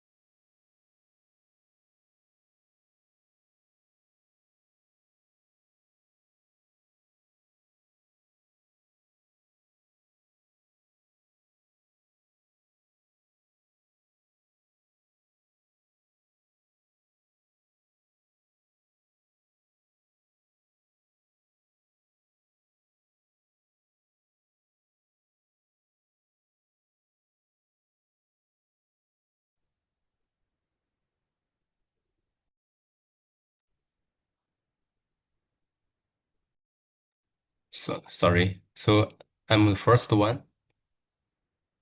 Yes, you're the first one. I'm just waiting for to start sharp because it's going to be transmitted. Okay. Okay. Thank you. I So think 38 seconds, 37. Yeah, yeah. we're going to start. It's okay. Hi, thank you so much for being here.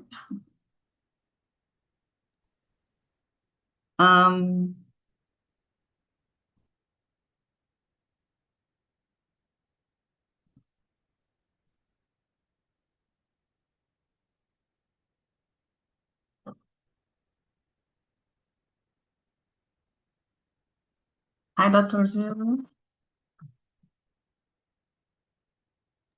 Hi. Okay. So we are going to start session 2. This session is about zoonotic reservoirs and vector-borne diseases. I'd like to thank our panelists, Dr. Ziyu Zhao from Xiamen University, and also Dr. Cheryl Stroud, Executive Director of the One Health Commission. And we're going to start with Dr. Ziyu Zhao. Thank you so much. You have 30 minutes to present. You can start now. Okay. And share your presentation. Thank you very much. Oh, sorry. And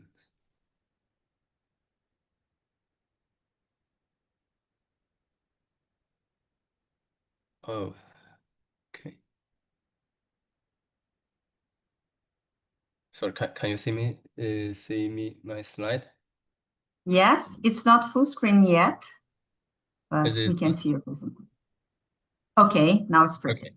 Okay. Thank you. Hi, hello everyone. I'm Zeyu. Actually, my Chinese name is Zeyu Zhao. But most people call me Zeyu. So I have an English name called Josephine. So you can call me Josephine.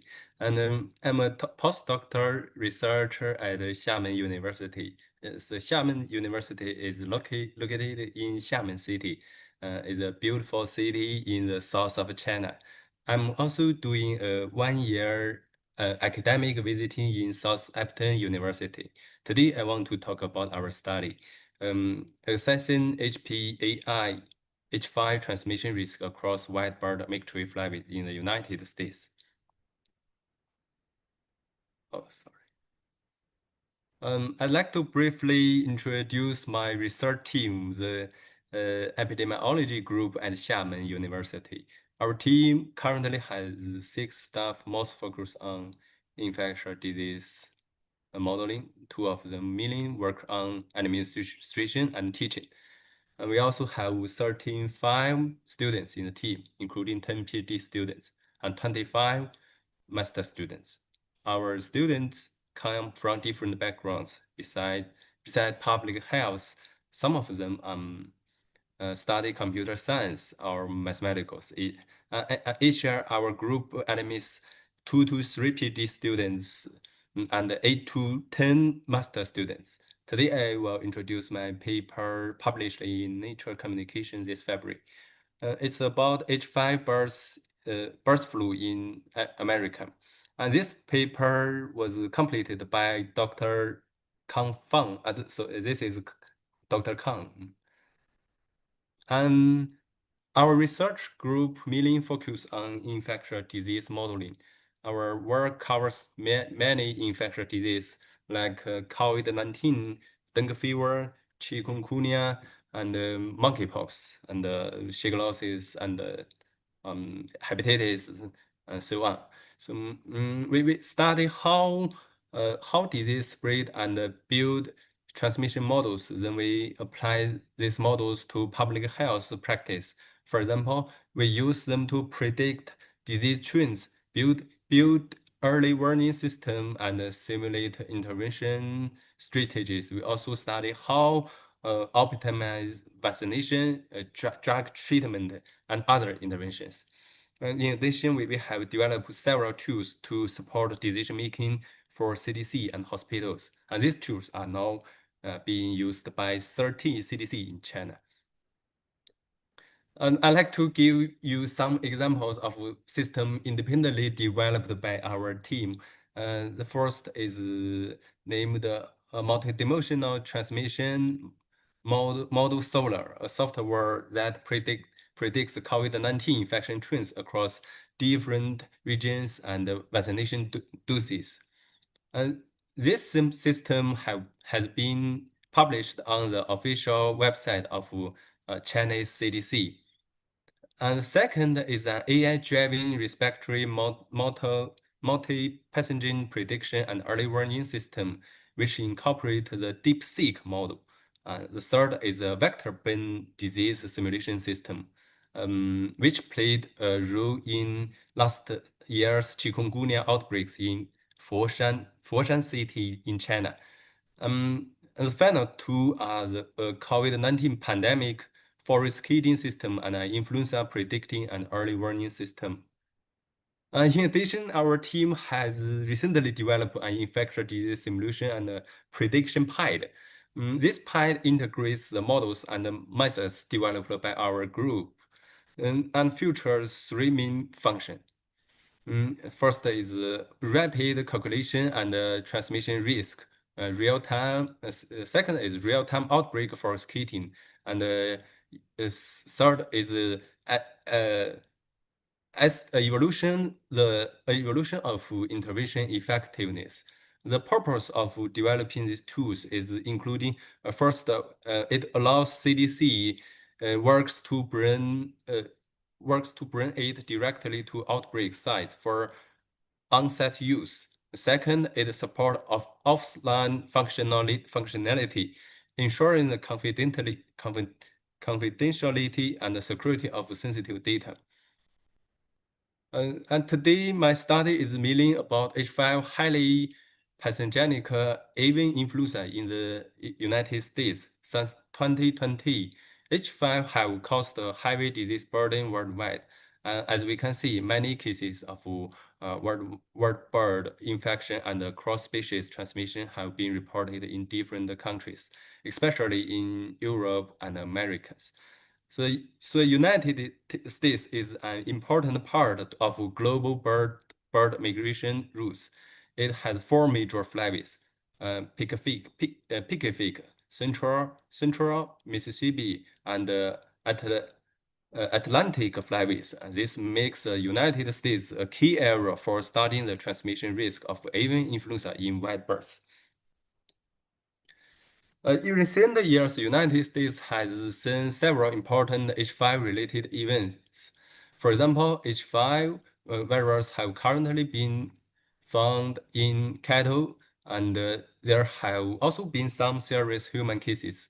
So overall, H5 avian influenza has become a major public health concern in America. And the virus mainly circulates in wild birds, and it can spread from migratory birds to poultry and to cattle. Human infections are still relatively rare, and they usually happen after close contact with infected animals or contaminated environments. At the same time, the poultry industry has also faced significant economic losses. Some studies have even detected viral materials in milk, which shows that this outbreak is not only an animal health issue, but also a potential public health risk. And through the study review, we found that most current study focus on how avian influenza spreads among migratory birds. However, three important questions have not been fully answered. First, among different kinds of migratory birds, which group has the highest risk of spreading H5 avian influenza? Second, on different migratory routes, are there clear difference in time and space, and are there main spread hotspots? Third, how do weather and climate factors drive the spread of the disease? So to solve this question, we built a multi-level analysis framework. We carried out a systematic analysis from four aspects. First is genetics. Second is epidemiology and spatial temporal patterns and weather factors. First, we collected H5 gene sequence data from America. We then used phylogenetic and evolutionary analysis to study its evolution and geographic spread. Second, we estimate transmissibility of different white bird species and different migratory flavies. This helped us measure their relative routes in virus spread. And third, we used endless and hot spot analysis to identify the special clustering patterns of avian influenza infection in white birds. And finally, we used a random forest model to explore the relationship between weather variables and the white bird infection. This is our data collection section, and our data milling came from January 2022 to April 2025. The first data set came from GSAID and include 3867 H5 gene sequence related to white birds. We used this sequence for gene analysis to further explain links between various genotypes in different US states and their evolutionary trends over time. The second data set came from US Department of Agriculture's related surveillance system. It included white bird monitoring data with 12,808 records, covering sampling date, state, and white bird species. We mainly use the data set to estimate transmissibility, analyze hot and cold spots, and study seasonality.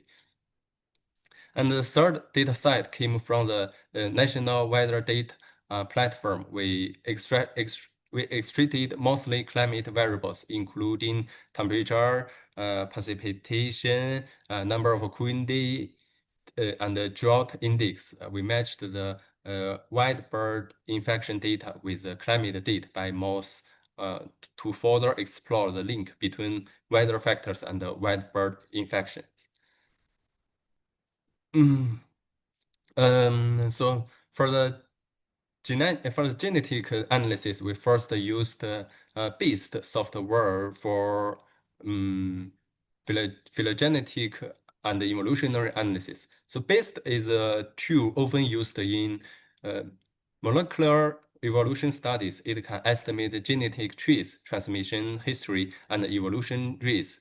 And our results shows that in the early stage of study, the main genotype coexisted as lineages such as A1, A2, and B2.1. Along the Atlantic and the Mississippi migration flavi, lineages such as B1.1 and B1.3 were more closely linked to transmission. So overall different lineages were not even distributed across different migration flavis. This suggests that viral spread may be influenced by both birds' migration flavis and the local ecological conditions. So this slide shows the spatial dissemination of H5 genotypes in white birds in the United States from 2022 to 2025. In 2022, the virus showed a diverse pattern with many genotypes circulating at the same time. Overall, the following year, the genotype diversity gradually decreased. By 2025, the D1.1 genotype became the domain strain. The plot also shows that these genotypes were found in many birds' orders, especially in acceptor forms and ancestral forms and strigiforms. Overall, this result suggests that the virus evolved from multiple co-circulating genotypes to a more concentrated pattern dominated by D1.1. And based on the sampling data, we first constructed epidemic curves, then used EST-GT function in the RNOM package, we estimate the serial interval distribution. After that, we applied the EST-RNOM-AG with an expansional growth model to estimate the basic reproduction number, and its 95% confidence interval for different bird orders and flavies. So this slide shows that infection number and the transmission risk are not same. Anseriformes had most cases, but the lowest are not. While Strigiformes have had fewer cases, but the highest transmissibility. So this suggests that Anseriformes may act more as carriers, whereas Strigiformes may be more important for local transmission. And we used GEM and Loess regression models were we used to smooth the original time series data of the 5 bird orders with the highest infection counts in United States. GEM is well suited for capturing nonlinear relationships, where Loess has a strong ability to detect short-term fluctuations and local changes. Using these two methods together improves the robustness of trend identification and the smoothness of visualization. The results shows that H5 infection in white birds displayed a clear seasonal pattern, with peaks in autumn and winter and the lowest level in summer, suggesting that virus circulation may be closely associated with migratory behaviors and overwintering activity. And among the different bird orders, Anseriformes followed by the overall trend most closely, indicating that they are like the main group driving the seasonal patterns. And this slide shows the seasonal change of H5 infections in white birds across different migratory flavies in the United States. We used the STL decomposition, which is a time series method based on locally weight regression. It separates the original data into trend, seasonal, and residual components. The main advantage of this method is that it can clearly show long-term trends and seasonal patterns, so it is very suitable for infectious disease data with strong seasonality. And our results showed that the seasonal patterns are not exactly the same across different flavies, but overall the infections are higher in autumn and winter and lowest in summer. In Pacific flavy,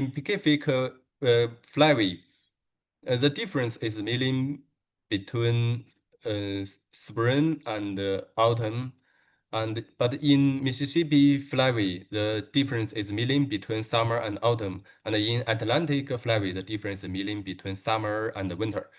So this seasonal difference are mainly seen in migratory birds. Therefore, prevention and control efforts should pay special attention to migratory birds, especially during the autumn and the winter seasons. And this slide, we calculate the different transmission risk of H5 in white birds across different migratory flavies. And we used the basic reproduction number to measure transmissibility, and our results show that R0 in the other flavy is most close to 1, but or slight below 1. However, in the Mississippi flavy, the R0 of non-migratory birds is as high as 6.414, much higher than that of migratory birds.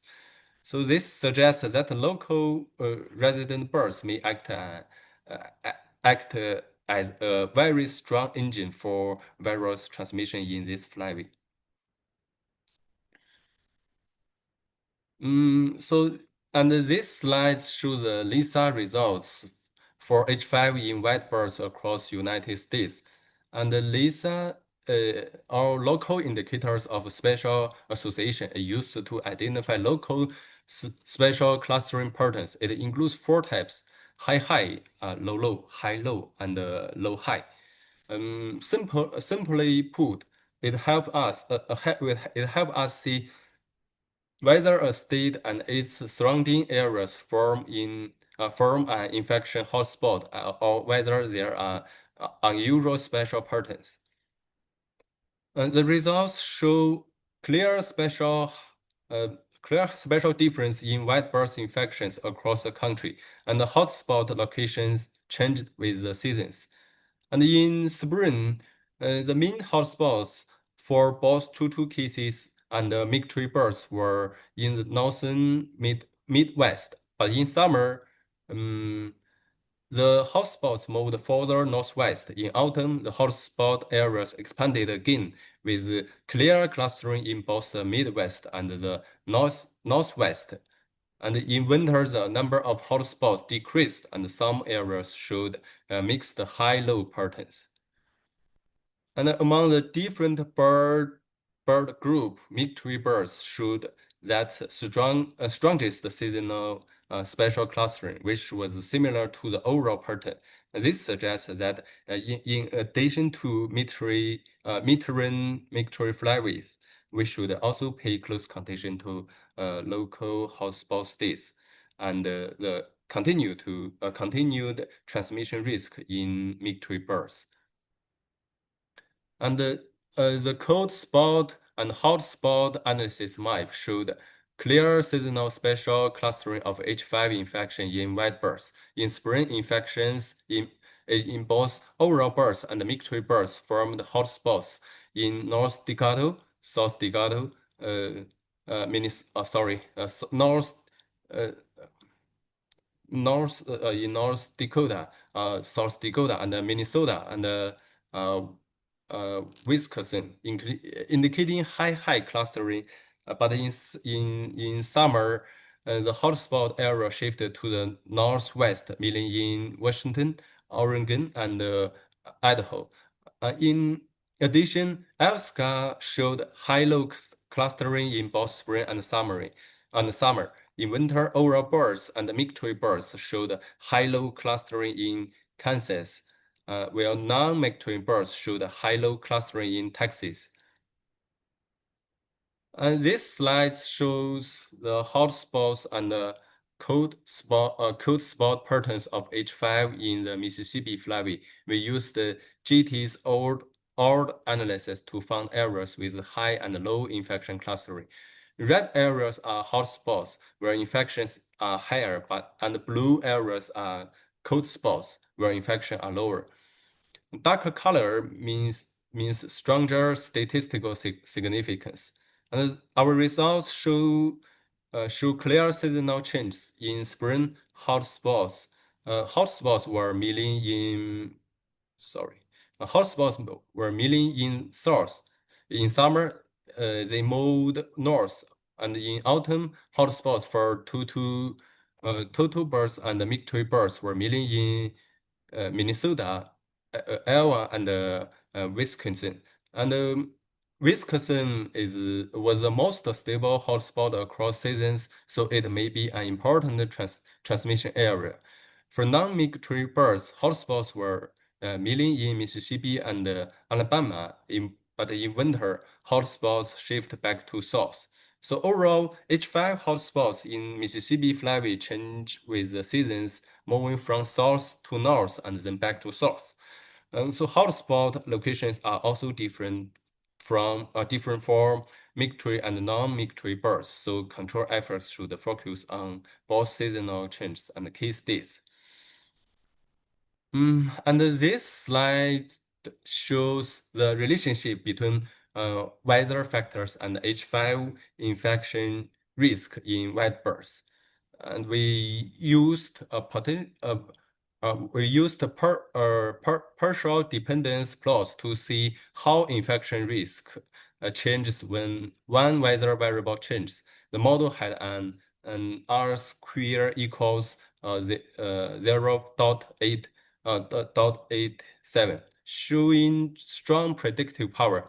And our results showed that PD PSI had the strongest effect on infection risk. It showed an invert U-shaped pattern, with the highest risk at about -3.3, which means moderate dry conditions. When drought was weaker or stronger, the risk became lower. And the PMDI showed a similar pattern, but mean average temperature showed a decreasing trend, and the precipitation first decreased and then increased, and cooling degree days also generally decreased. In the importance ranking, PDSI was the most important factors, followed by PMDI, mean temperature, precipitation, PLMAR Z index, and cooling degree days. This suggests that drought-related factors explain H5 risk better than temperature or precipitation alone. Overall, the relationship between weather and the infection risk is not linear. It shows threshold and nonlinear effects. Drought severity is the most important factor, so further climate change may affect the spread of avian influenza in wet birds. And in summary, this study shows that the H5D1.1 genotype has spread across the United States through several microtree flies, suggesting the results also shows the raptor, especially owls and hawks, should be included in high-risk military, not only waterfowl, and they have relative high transmission risk and may play an important role in viral spreads. Another key finding is that the main drivers of transmission are different across flies. Migration birds and resident birds contribute differently in different regions. So control strategies should be based on local conditions instead of using the same approach everywhere. And we also found that drought-related indicators may be useful as early warning signals, but their relationship with infection risk is not linear. There are clear threshold effects, so this should be considered in future risk assessment. There are also some limitations. First, surveillance data from some states may be incomplete, which could underestimate infection rates. Second, the study mainly focus on weather and transmission patterns, where other ecological factors such as land use or bird density were not included. Overall, this study gives a broad picture of H5 transmission in the wild birds in the United States and may help improve future surveillance and control strategies in other migration regions. Our future work has three main parts. First, we plan to build a long-term surveillance network in three key areas. First is Poyang Lake in a big province in China is in Jiangxi province, and Dongting Lake in Hunan, and Caohai Lake in Guizhou. We will collect samples from migration birds, poultry, and environment, including water and feces.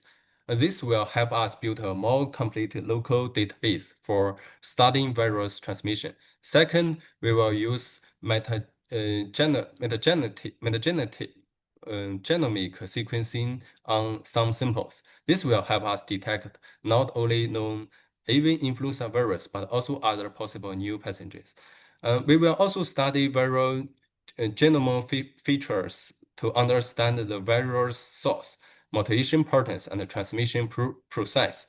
Third, we will study cross-species transmission among migration birds, poultry, and humans. And we will focus on key transmission routes and high-risk points, and combine host, environmental, spatial, temporal information to to evaluate transmission risk. We also plan to estimate important parameters such as detection rate, incubation period, infection rate, and cross-space transmission, and so on. And overall, our future work will focus on surveillance, pathogen discovery, and transmission mechanism. So the goal is to build a stronger database, better understand the virus. So that's all. Thank you very much. I will be appreciated if you have some questions. So thank you so much for your brilliant presentation, and it brings many insights and also what you have done and your future work. And well, let's let the questions for the end of the session, and let's go straight to the other presentation. Please, Dr. Cheryl Stroud, Executive Director of the One Health Commission, who's going to present the One Health and Vector-Borne Diseases Emerging Awareness. Thank you, Dr. Cheryl.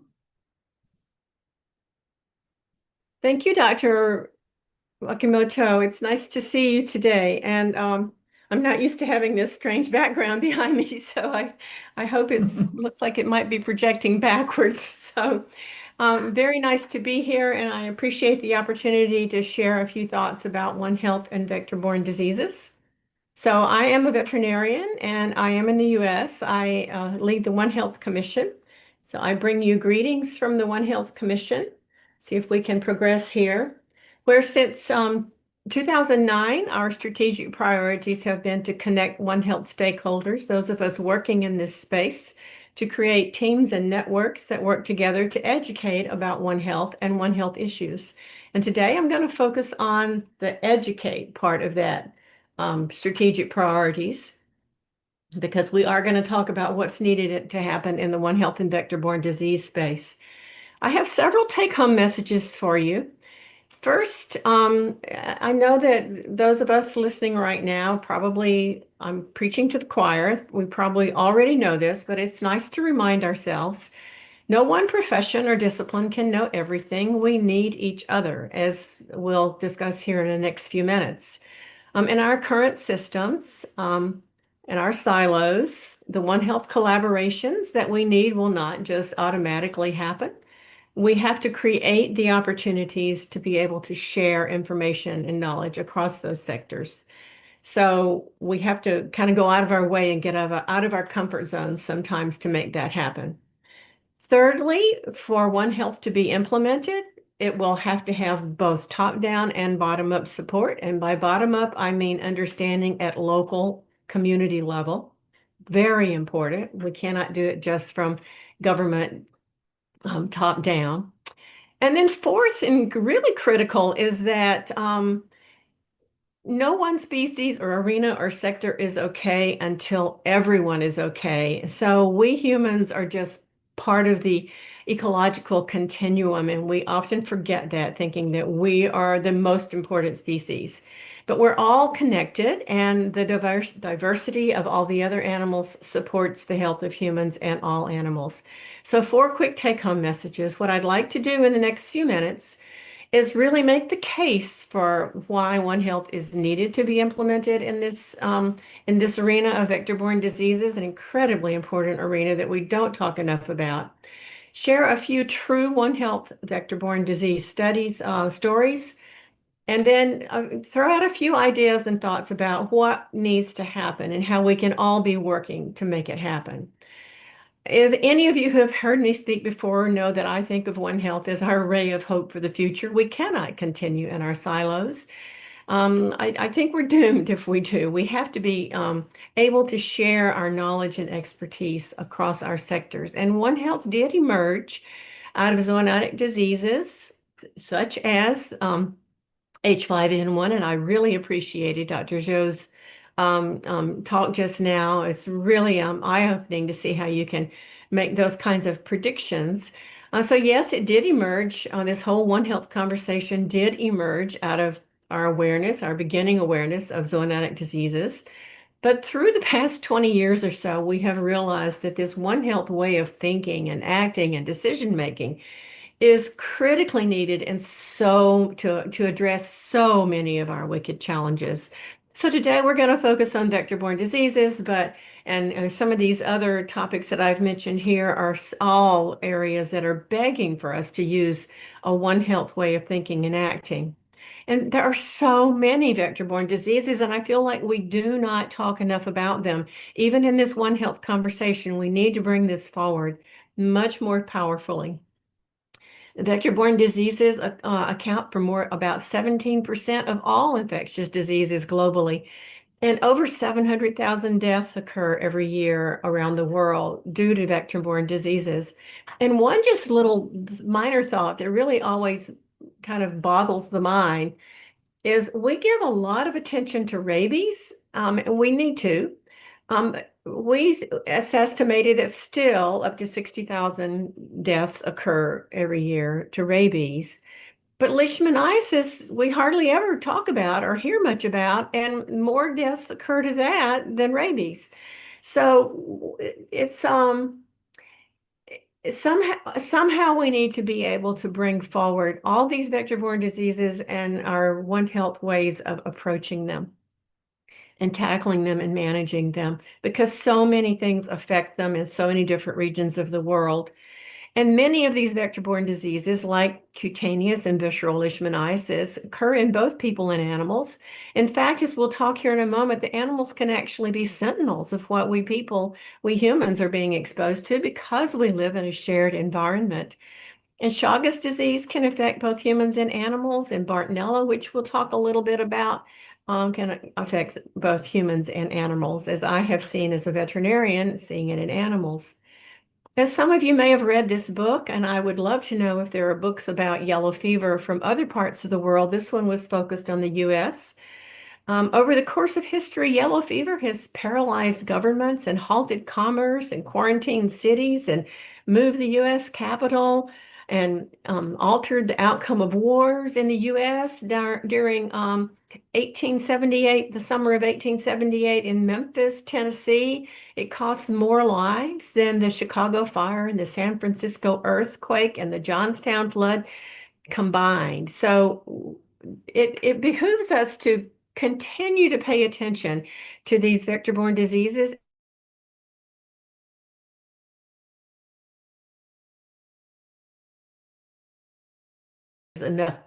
Another real prime example. Those in the malaria community are really at a perilous tipping point. The progress made prior to COVID-19 has really stalled, and the countries hardest hit by COVID-19 are often facing multiple fronts on the multiple infectious disease wars. Climate change is affecting the spread of the territories of vectors. And this report in 2021, the World Malaria Report, made a profound statement that the world is in an urgent need for a shift in mindset for truly innovative and collaborative approaches to malaria control. And you and I would submit that One Health can be that major shift. And so it's such a strong case for why we need to embrace and implement One Health for addressing vector-borne diseases. We need to do this. We need behavioral scientists and data scientists and entomologists and epidemiologists and ecologists and genomics experts and human health clinicians and immunologists and public health experts and veterinarians and wildlife ecologists. We really need all these disciplines and knowledge bases to be able to come together to figure out how to manage these vector-borne diseases. And in many ways, the whole area of vector-borne diseases reveals the interconnections of our interconnections. If we're trying to think of how humans, animals, and the environment are interconnected, the vector-borne diseases are just such a prime way. In fact, we'll talk a moment about animals as sentinels, and there's climate change playing into the factor, and these turn out to be occupational health risk, and vector-borne diseases are just a major thing for us to be paying more attention to in this One Health space. So I love to teach One Health with stories. If any of you have ever heard me speak before, you know I love to tell stories, true stories. This is it's based in the US because that's where I am and it's where I probably know the most stories. And I would love to learn more about other parts of the world for these kinds of situations. In 1999, West Nile came into this country for the first time. And it arrived in New York through the harbor. And one of my veterinary colleagues, Dr. Tracy McNamara, was a veterinary pathologist at the Bronx Zoo at the time. And she started noticing crows falling out of the sky. You know, around the zoo, she would find crows dead and various other birds. And about that same time, there were people in New York City dying of a severe encephalitis.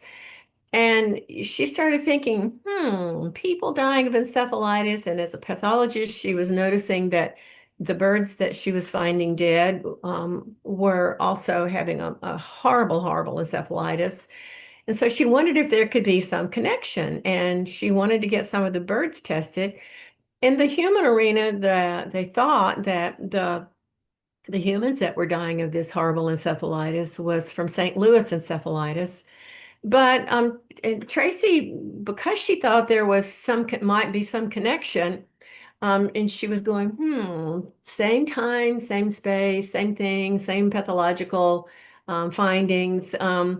She knew that if it were St. Louis encephalitis, and if there were some connection, that the flamingos in the zoo would be extremely, extremely sensitive to St. Louis encephalitis. But the flamingos weren't dying. And she wanted to get some of her dead birds, the crows and all that were being found, tested to see what it was. And she ended up having them tested in an Army lab.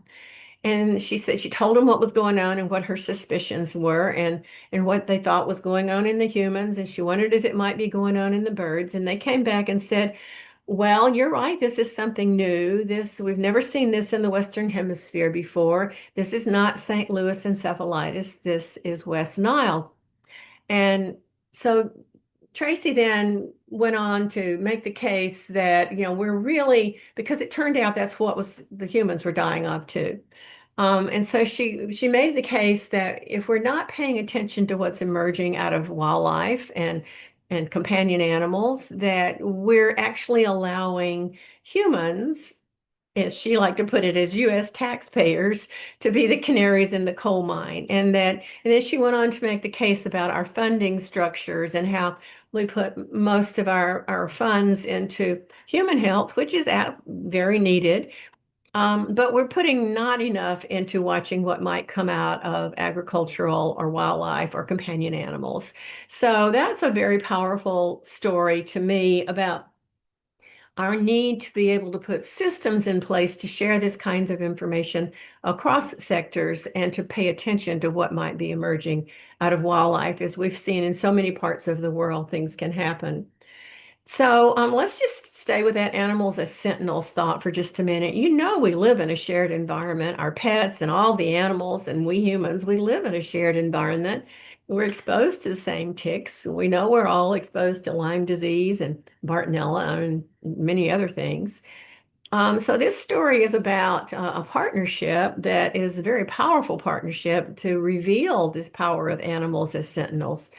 There's a company called a veterinary pharmaceutical company called IDEXX, and it had created many years ago a wonderful little test called the SNAP 40X that I've used quite a bit in veterinary practice that actually tests dogs for heartworms, but it also tests them for antibodies to Lyme Borrelia, Borrelia burgdorferi, and to Ehrlichia, to several versions of Ehrlichia, and to Anaplasma, and that, of course, to heartworm disease. And I don't know, where you are listening from in the world right now, but there's a lot of heartworm disease around the world, and this SNAP test is used in a lot of veterinary practices around the world. So it turns out that there's a Companion Animal Parasite Council, the CAPC, that makes it its business to kind of see what's going on in companion animals and for parasites like heartworm disease. And CAPC and IDEXX partnered up to do a study and see, what they might be able to find, because you can gather all this information from all the SNAP-4Dx's, and this was being done across the U.S. By IDEXX and CAPC, and you can literally plot the map of where, and this was from maps from 2018. You can plot the map. On the left are the cases of humans that were diagnosed, that were officially diagnosed, which is quite a high bar to be, you have all 5 bands on the Western blot to get a diagnosis for Lyme disease. And the map on the right is the darker orange is all the dogs that had Lyme antibodies, had Borrelia antibodies. You can almost superimpose those maps, and the same thing for, every year they find this. So this is from 2022. So the point is that if our human health clinicians are paying attention to what's going on in the animal world, it can be a real awareness raising for them to know what to look for in their human patients. And this is a theme that we need to revisit over and over again, because those partnerships are not yet happening. And so what's happening, since we do not have these systems in place, is that once again, we're letting the humans, the taxpayers, be the canaries in the coal mine. In fact, it's really estimated that paying attention to dogs, it makes a lot of sense for watching for Lyme disease. So I don't know if that applies to your part of the world, but it's certainly a powerful message from where I stand. And so here's another True One Health story. This one is a story that was shared by a veterinarian, Robert Miller, who used to write a column in the Veterinary Medicine magazine, a little column called Mind Over Miller. And his daughter was a travel writer, a journalist. And so she traveled to South America and had a fabulous time. She climbed volcanoes and went way up the Amazon and got wonderful information for her story. And then she got back. A couple of weeks later, she was really sick with swollen joints and fever and skin lesions and weird discolored fingernails and shortness of breath. And she had some radiographic lung lesions. And the most concerning thing they were finding was she was developing some granulomatous visceral lesions. So that was quite concerning.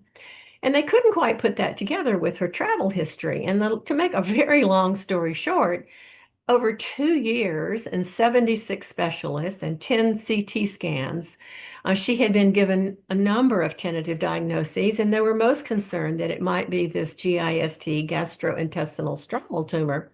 So she was scheduled for surgery finally to go in and find out if she had cancer or see if they could figure out what was going on. Well, about that time, her father, the veterinarian, was at a conference and was telling some of his friends at the conference what was going on with his daughter. And one of them said, oh, she probably has a vector-borne disease. She needs to take some ivermectin. And another one, she needs to take some doxycycline. And another one said, oh, she probably has a parasite. She probably needs to take some ivermectin. But somehow he found out about and was convinced to get her doctors to send some blood samples to Dr. Ed Brightsworth's lab at North Carolina State University. He has an intracellular pathogens research lab. And I would love it if we were in the room together and I could see a show of hands, but I can't see you, so I have to just tell you that what they found was Bartonella vinsonii. Now, that really would have been interesting to put together with her travel history, because that particular Bartonella is vectored by brown dog ticks, and she probably had come in contact with those dog ticks in her travels. But just to continue the story, she did go to surgery, and the surgeon came out afterwards to tell her father that he didn't see any signs of malignancy. And her dad said to the surgeon, by that time he had gotten the results back, he said, well, I never thought she had surgery. I think she has Bartonellosis. And the surgeon looked at him and said, I'm a surgeon. I don't know what Bartonellosis is. And now this is not bad on the surgeon, guys. Remember what I said, we cannot all know everything. But it is a very poignant, strong reason why we need to find better ways to exchange information across professions. What if the radiologist reading all her 76 scans had known her travel history, had known the possibility of exposure to those vectors, and had known that Bartonella could cause these kinds of lesions. It can cause granulomatous lesions, and it can cause those lung lesions. So I'm thinking all the money it could have saved, not to mention the mental anguish that this young woman went through over a period of 2 years. And once they got the diagnosis and she was treated, she was fine. And I'd like to pause here for just a moment and point out something that Hippocrates is thought to have said back 400 BCE when he wrote Airs, Waters, and Places. It's better to know what sort of person has a disease than what sort of disease a person has. So he taught aspiring physicians that to understand why people fall ill, it's important to know about their environment and how they relate to the world about him. So Hippocrates might be said to be the first advocate for taking a One Health medical history, where you're trying to look at all the different aspects of health. And we don't often ask the questions about environment. It's almost impossible to get, even on the patient intake forms, questions about, do you live or work with animals? So just to get those simple questions on the form to raise a doctor's awareness, to help the doctor know what questions to ask to get it most expeditiously to an appropriate diagnosis for patients. So this One Health way of thinking and asking and formulating your questions as a clinician can help the doctor and the patients. So let's stay with Bartonellosis for just a moment, because some of you may not be very familiar with it. Over the past 20 or 30 years, it has become a pathogen of emerging significance in humans. We've known about it in veterinary medicine for a very long time. But I'll just ask you, what kinds of questions would the clinicians needed to have asked this young woman early on to figure this out before 2 years in surgery? And then this also is a point to share a very powerful partnership between an MD and a DVM. Dr. Robert Mozziani learned about Ed Brightsworth's work with Bartonella and called him up, and because Dr. Mozziani was an MD, a rheumatologist, he worked a lot with people with chronic inflammation. And they decided to do a study together. And over a couple of years, Dr. Mozziani sent blood samples from 296 of his patients to be tested in Dr. Brightsworth's lab. And they were floored when they finally stopped to see what they had. 62% of his patients had antibodies to Bartonella henselae. Now, that's the one you may know as cat scratch fever. And that one's vectored by cat fleas, and not the cat per se, but the cat fleas. But they also had antibodies to Bartonella cholerae and Vinsonii, and 41% of his patients actually had active Bartonella bacteremia that could be detected by PCR.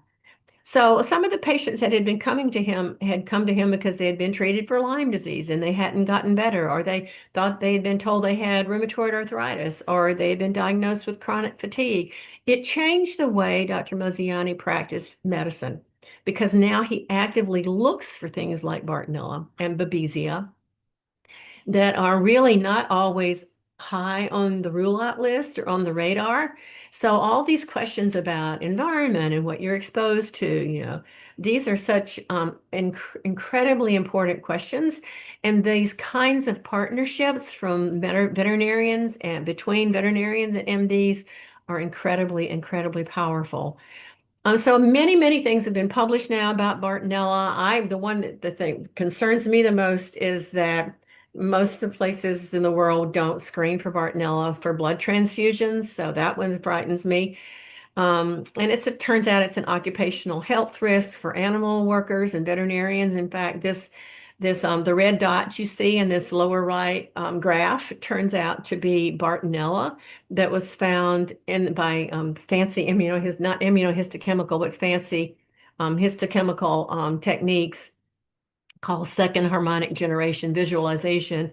These Bartonella were found in the bone matrix of the femoral head of a veterinarian who had to have a hip replacement because of degenerative arthritis. It turns out that veterinarian probably had Bartonella for many years. It was very deeply embedded in all the tissues. So there are a lot of things Bartonella can cause, all the way from psychological issues to arthritis issues. So it's important for us to really start be paying more attention to it. So yes, veterinarians and other agricultural workers are definitely at occupational health risk for many of these vector-borne diseases.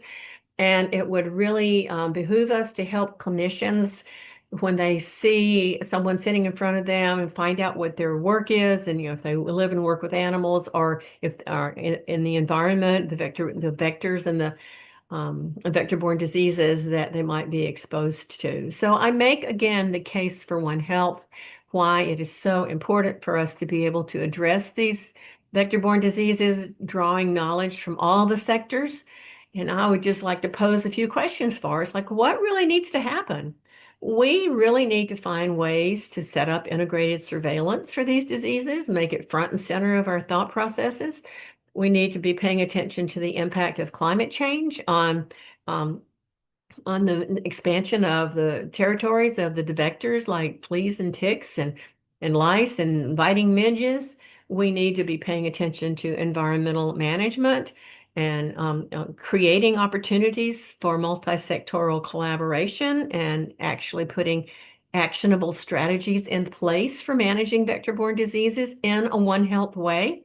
We need more partnerships. I'll tell you another real quick story here in Kentucky.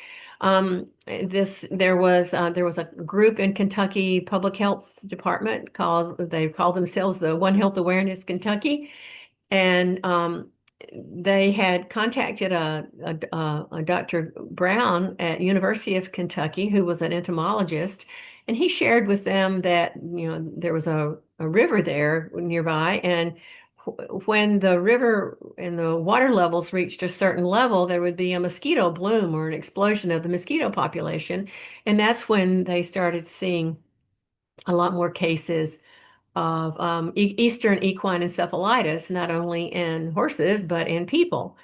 And so this group, this One Health Awareness group, was able to broker a conversation, if you will, to bring the players together in a conversation. And the Tennessee Valley Authority is who was monitoring and regulating the water level for controlling floods.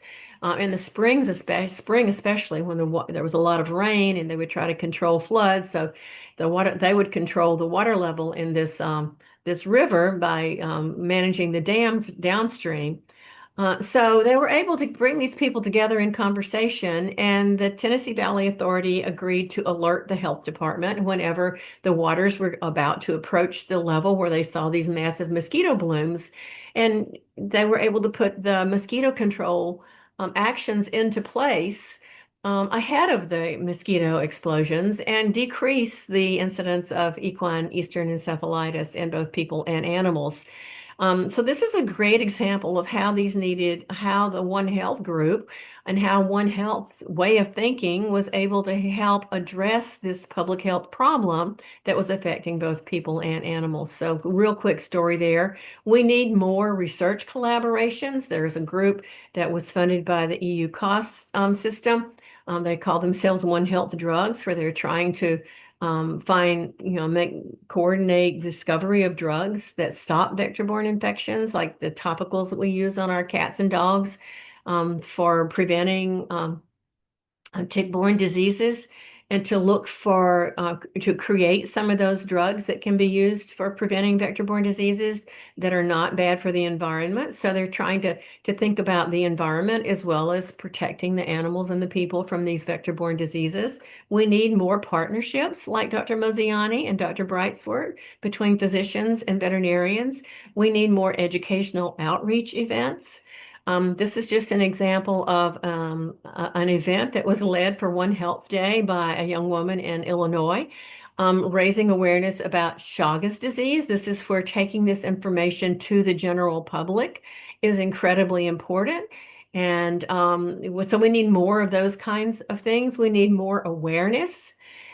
Here's one that we've been talking about vectors as ticks and fleas and midges and things, but everything that can be a vector doesn't have to have wings. This one will terrify you if you'll go look at this YouTube video called Accidental Host.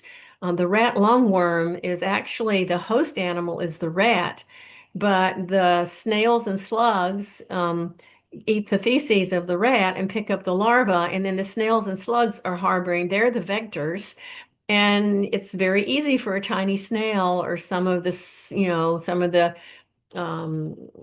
larvae to be shed from the snails in your lettuce, and you can eat this without actually being aware. And if you go look at this video, the things that this rat lungworm larva can do in your body as a human, even though you're not the final host, it's devastating to health. So we need to bring these kinds of issues forward for more awareness, not just for the general public, but for our human health and animal health clinicians, just to be aware so they can be watching for these kinds of things. And we need legislation here in the US. A very, very sad story. We actually lost, and this one's close and near to my heart because I'm in North Carolina, and Senator Kay Hagan was from North Carolina. She was our a United States Senator in our United States Congress from 2009 to 2015. And in December 2016, she became really, really seriously ill, and they found out it was Powassan virus, probably picked up from a tick bite while hiking, and she died. And it was such a shock to so many of our lawmakers that they literally started looking around and realizing that they needed to do something to address vector-borne diseases. And they actually funded 5 centers of excellence for vector-borne diseases. And they passed a Kay Hagan Tick Act that was to provide education and awareness about these tick-borne diseases. So these are the examples of legislation that can be put in place to give us that top-down support. And it ended up providing a national public health strategy to prevent and control vector-borne diseases with One Health woven all throughout this. So this is a playbook for the U.S. for how to tackle and prevent vector-borne diseases. So I really appreciate you guys listening. I just will remind you the essential takeaways were that we need each other. None of us can know everything. We've got to have top down and bottom up, and none of us are safe until all of us are safe, including all the animals. So we have to be paying close attention. And I thank you very much for listening, and I'll pass it back to you, Dr. Wakamoto. Thank you so much, Dr. Stroud. It was very, very interesting. I liked the cases very much. And well, I don't know if Dr. Zhao, I think he had to leave earlier. I don't know if we can have any question now from our audience, or can you stick here to the end of the session? I can stay. And aren't you about to present now, Dr. Wakamoto?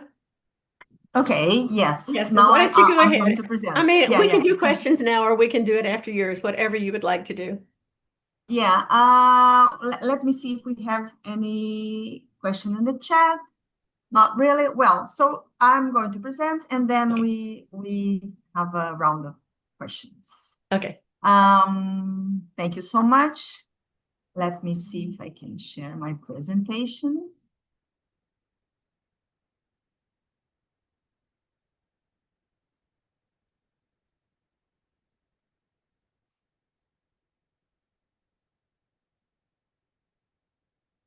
Okay. I think it's full screen now. So I'm going to begin. I'm going to present current overview of emerging diseases globally and their determinants from a One Health perspective. First of all, let me present myself. I'm Mayumi Wakimoto. I'm a physician and researcher from Evandro Chagas National Institute of Infectious Diseases, Oswaldo Cruz Foundation, Fiocruz, Rio de Janeiro, Brazil. And I'm going to present here some diseases, emerging diseases, infectious diseases globally, some of our experience, and so that we can have some discussion at the end. Well, I like very much this timeline, because I think it presents us something that makes us think about diseases and epidemics. And because what can you see here? Major infectious threats in the 21st century. So if we consider the first 2 decades of the 21st century, we have had 2 pandemics, H1N1 in 2009 and 2019 COVID-19, and several epidemics in different countries, like, for example, MERS-CoV in Saudi Arabia in 2012, Zika in Brazil 2016, Ebola in West Africa, and yellow fever in Central Africa and Brazil in 2017, and recently Mpox, a multi-country outbreak. So as the time passes, we have more and more epidemics. So what can we see currently? So during 2024, the number of pandemic and epidemic-prone diseases was estimated at 300. And 90% of these outbreaks were associated with COVID-19 first, and then vector-borne diseases, and also influenza. It happened in different continents. For example, in sub-Saharan Africa, we had the highest number of outbreaks in 2024, 87, primarily arboviruses and zoonotic diseases. In the Americas, most outbreaks occurred in Latin America and the Caribbean, 85. In Asia, the highest number of outbreaks were recorded in Southeast Asia, 20, and South Asia, 15. And in Europe, the regional distribution was more, homogeneous across regions. So what can we see here in this figure? We see, if we consider this timeline from 2018 to 2024, we see that at the beginning of the pandemic, and 2020 to 2024, a decreased number of COVID-19 cases, so decreased COVID-19 outbreaks, and increased vector-borne viral diseases, dengue, yellow fever, and also Oropouche, as we are going to see next. So, still talking about COVID-19, which was a pandemic which affected us all in the world. And we have a number of cumulative cases of more than 779 million cumulative cases reported. And what's the situation now? In the last 28 days, we had 25,000 cases reported. So it still happens. We still have some outbreaks, and mainly in the Americas and Europe, as we can see here, reported. So during the pandemic, COVID-19 pandemic, it was, of course, a public health emergency of great concern, and it affected all society. But also, it was an opportunity of studying, of knowledge, and we had the opportunity of studying a lot about patients and clinical pictures and growing knowledge about the disease. The example of Brazil is that we had, by the end of 2023, I think this data, we had almost 39 million cumulative cases, and this is so important. More than 713,000 deaths. So it was really a challenge, a public health challenge. At that time, we had no ICU beds and also vaccines. And then it was something to be discussed afterwards. But now that this data from 2023, we can see that once vaccination started, rolled out, in 2023, by the end of 2023, you had more than 40% of Brazilian population with more than 4 doses or more, and 34% with 3 doses of vaccines.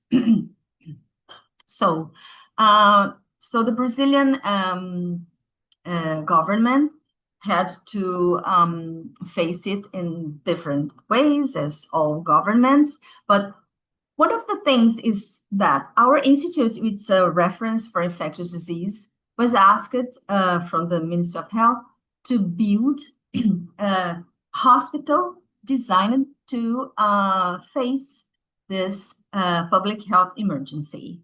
So the COVID-19 hospital was constructed, was built in 7 weeks with almost 200 beds, all of them isolated beds with ICU structure and negative pressure.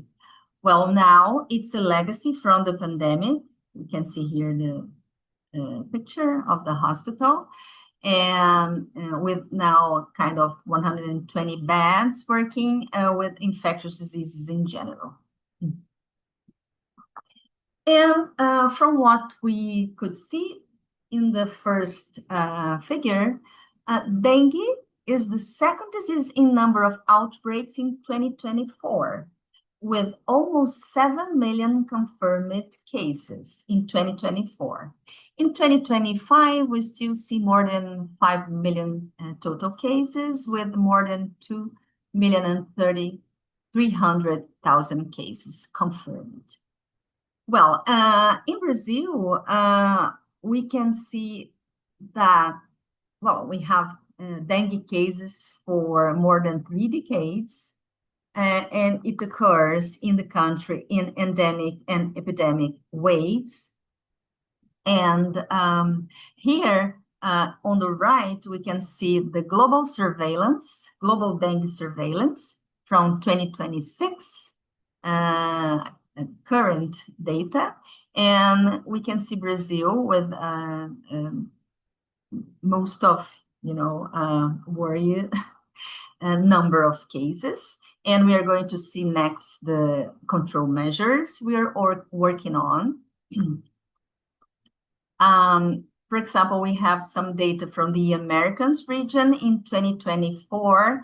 We can see that there was an important rise in the number of cases, with more than 13 million suspected cases and almost 7 million confirmed cases in the region, with 23,000 severe cases and more than 8,000 deaths. In 2025, we still have less cases, but we still have more than 4 million suspected cases and more than 1,006,000 confirmed cases, more than 8,000 severe cases and 2,000 deaths.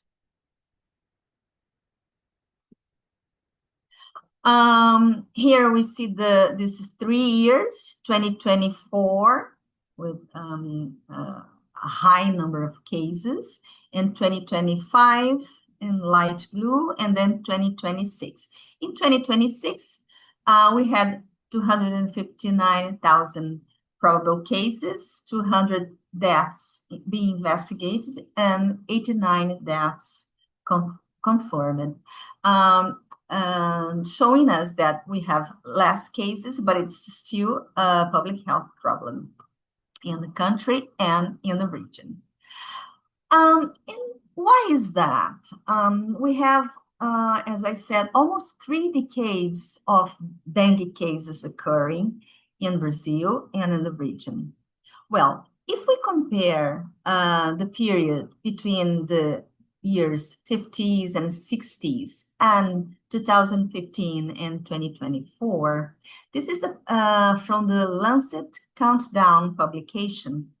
There's something that calls our attention. We see that the average climate-defined dengue transmission potential of vectors, Aedes albopictus and Aedes aegypti, increased by 12% and 11.5% respectively. as we see here in this graph.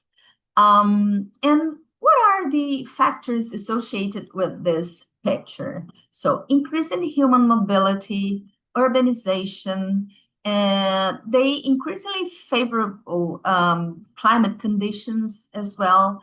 They have driven a rise in the global burden of dengue, so posing this challenge that we have so far, with approximately 7.6 million dengue cases reported in 2024, as we have seen. So, what we see in the example of Brazil is that Brazilian Ministry of Health and Brazilian government, they generally adopt integrated control measures involving also innovative biological control and strict epidemiological surveillance, including endemic disease control agents, and also vaccines, as we are going to see, and all these things integrated. I'm going to give you the example of the vaccine, which is something quite new. These are the results which have been published in Nature Medicine recently, March 2026.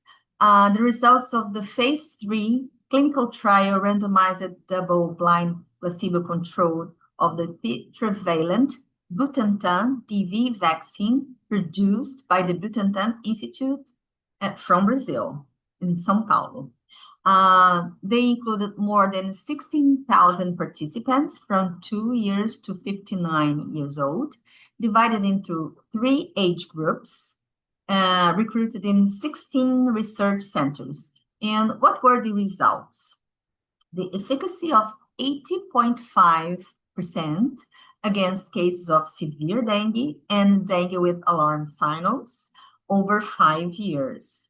Protection against hospitalization and general effectiveness in preventing symptomatic dengue caused by any serotype of 65%. Well, these were very good results. And what happened next? This vaccine has been approved by the Brazilian National Health Surveillance Agency recently in 2025, and it's now being used by the Brazilian population. It's in our national immunization program for people from 12 to 59 years old, available to all the population in this age group. Now, another vector-borne disease, which is important in Brazil, and there was an important outbreak when it emerged in Brazil. It was in 2014 and 15 and 16. We had a peak of more than 277,000 cases of chikungunya. Like dengue, they have the same vector, Aedes aegypti, an urban vector. So the disease, such as dengue, was distributed over the territory, reaching people in cities, in urban settings. And what's the situation now? Well, the global situation now about the chikungunya virus disease is that in 2025, there was a resurgence of the disease in several countries, including some that had not reported a significant number of cases in recent years.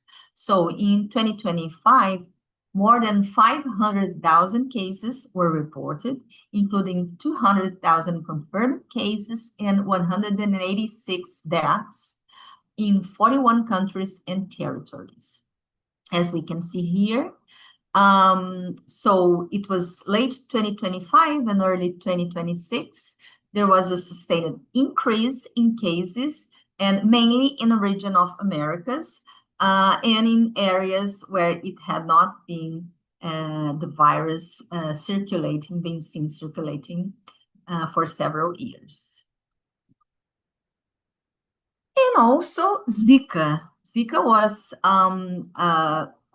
again, an emerging disease with almost more than 213,000 cases reported in 2016 in Brazil.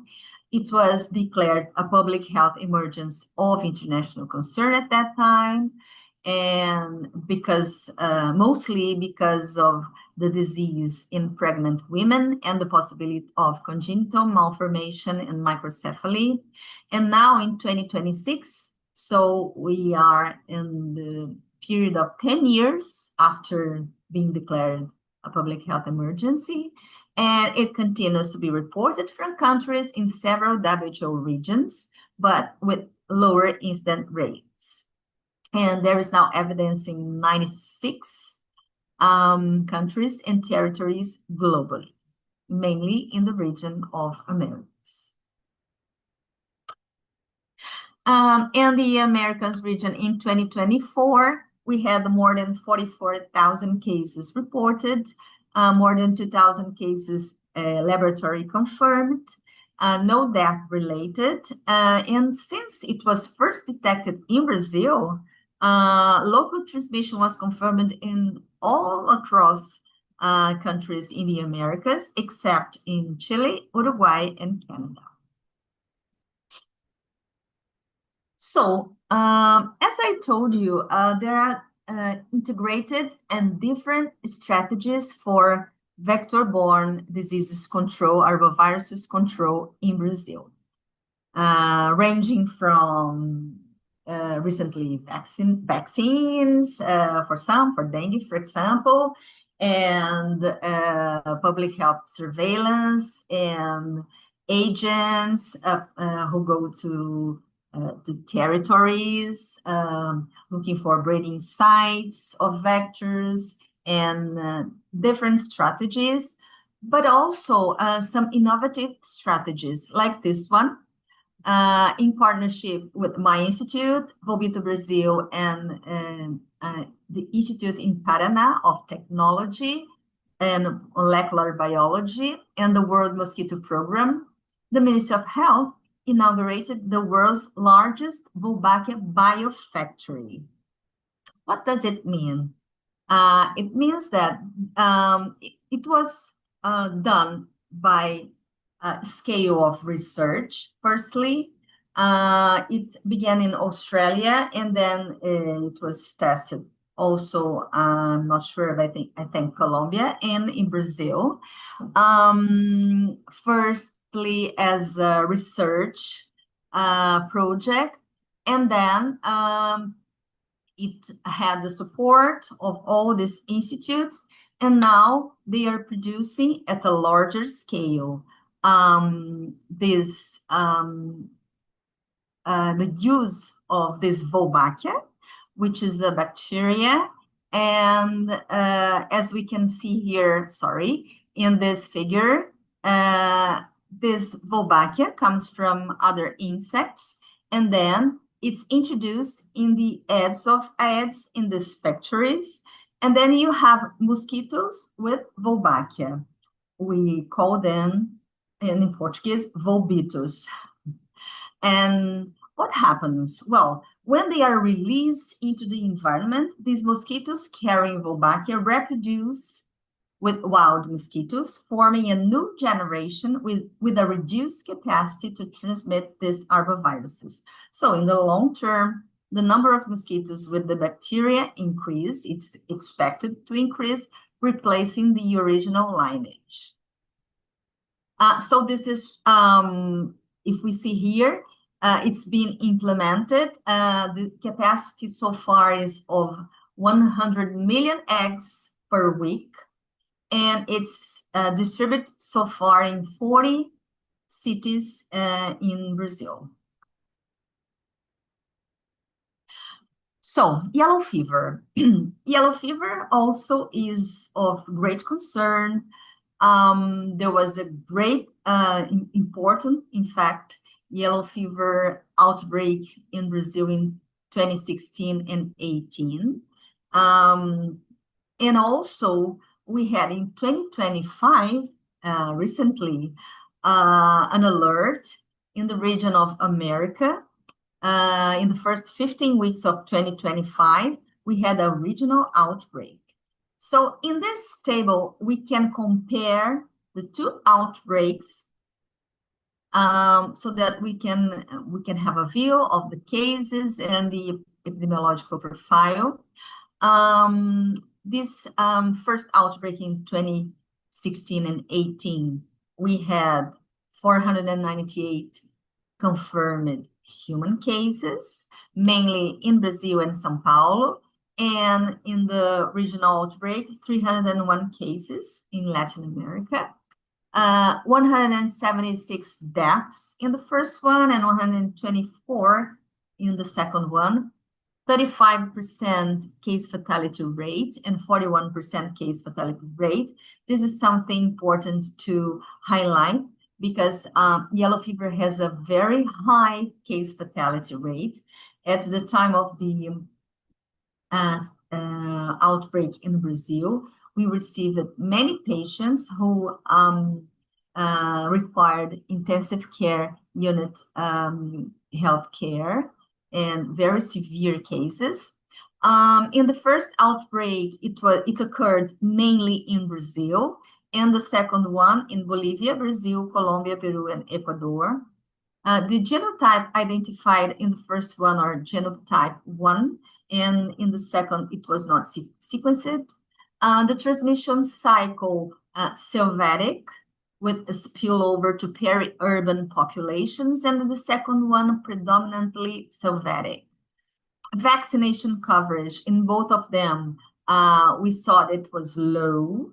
The same vectors involved, non-human primate role important in both of them. Urban risk, it's present, but we cannot say that we have urban yellow fever, but we have yellow fever in border towns. And the necessity of public health response. After this outbreak in Brazil, because firstly, the recommendation for vaccination in Brazil was just for people who lived in the endemic area and also for the ones who would go to any other country, international travel. But after the outbreak, it's recommended for all the population in the whole country. But still, there are some areas with moderate or low coverage. So if we see this period, recent period, what can we see? PAHO issued these alerts in February 2025 and 2026 risk alerts, indicating a high risk of outbreaks, especially with cases in areas not traditionally part of the Amazon, in green here in the map. So emphasizing the need for increased surveillance and selective vaccination in ecological corridors. So what we can see is a periodic spread beyond the Amazon. It caused the southeastern outbreak in Brazil in 2016 and 18, and also recent outbreaks in São Paulo, Brazil, and Tolima, Colombia in 2024 and 2025. So in this map, we can see this is the path of the virus. In dotted black lines, we see by the end of the 90s and 2000, we see here the virus is spreading from the Amazon region to the central part of Brazil and also to the southern part of Brazil, reaching other countries. And recently in 2016, in the white line, we see it spreading from the Amazon region to the central and mainly to the southeastern part of Brazil. So what we see is that yellow fever is re-emerging due to intertwined biological, ecological, and social political forces. And that's why preventing another large-scale epidemic requires strengthened and integrated surveillance, and I would say One Health surveillance. Here is an example of a tool that we have in Brazil, which started some years ago as a research project, research initiative, but it has spread to the country as a participatory monitoring of wildlife for human, animal, and ecosystem health in Brazil. It's called, in Portuguese, SISGEL, SISSGU. It's an information system of sylvatic health.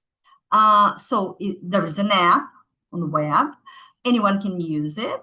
It's free, works offline. It's GPS geo-referenced with some tools. For example, if you are in any place in the forest, working or on vacation, anything, if you detect an animal, a dead animal or a sick animal, you can take a picture of this animal, and then this picture goes to the system, and then the team receives this information with GPS reference, and then they are going to investigate the case and then give you back the answer. And also they have this work with Ministry of Health and health secretaries in states and municipalities. And this is a work of a colleague, which has been a very successful work. And I think it's a good example of how research and politics and surveillance and practice can work together, integrate, and bring results to population, to society, and to health. Okay, so the next emerging disease, because we always have emerging diseases, and what we can see here, in 2023, Oropouche virus disease we had 831 cases confirmed in Brazil. And in 2024, we can see that we have more than 8,000 cases confirmed in Brazil.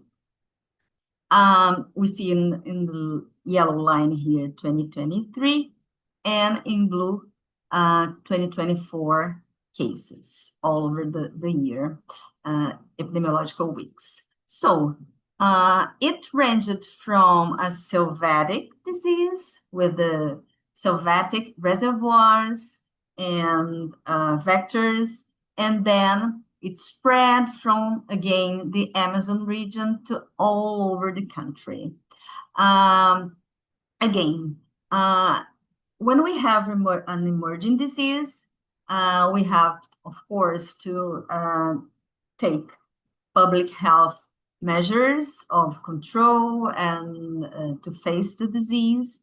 And also it's an opportunity to know better this natural history of the disease and to study it, clinical symptoms, etc. And our worry when we started to receive cases was thinking about Zika, the possibility of having pregnant women affected, and also babies affected. And so far, we had 2 fetal deaths associated with Oropouche virus infection detected, and 1 congenital anomaly being investigated. So it's always important to try to investigate and study these emerging diseases. So in 2025, we see more than 11,000 cases confirmed and 5 deaths and 2 deaths being investigated. And now we had a decrease in cases, but there is always a possibility of us having these sub-identifications, sub-reports, under-reports. So in the Americas region, in 2025, we had more than 12,000 confirmed cases. Of course, Brazil accounts for more than 11,000 cases, but also some cases in other countries, imported cases in Canada and Chile, and some cases in other countries. And lastly, the recent Mpox outbreak, again, an emerging disease for us, is new in the country and in the region. In 2022, it was declared a public health emergency of international concern because of its characteristics and its spread and transmissibility. And that was, we received many cases and was, again, an opportunity of studying here. We studied ambulatory and hospitalized patients with suspected and confirmed Mpox. And we could see a general and varied clinical pictures, varying from one lesion not really suggesting Mpox, and some spread ones like affecting genital parts of the body. And also, as we can see here, the tongue, here in the tattoo, and a very varied clinical picture, and different from the original cases in the endemic region. So we studied a lot this, again, natural history of the disease. And what we can see here is that in 2022, we had most of the cases. We still have cases in 2023, and in 2024, we had a slight rise in cases. But the most important outbreak was in 2022, with more than 12,000 confirmed cases, 16 deaths, and in Brazil. And the most affected cities were São Paulo and Rio de Janeiro. We still have cases, right? I'm going to show you. Well, here is to say that it was declared public health emergency of international concern in 2022 and again in 2024 because of the spread of the clade 1B, which emerged recently in the eastern part of the Democratic Republic of Congo, with sustained human-to-human transmission.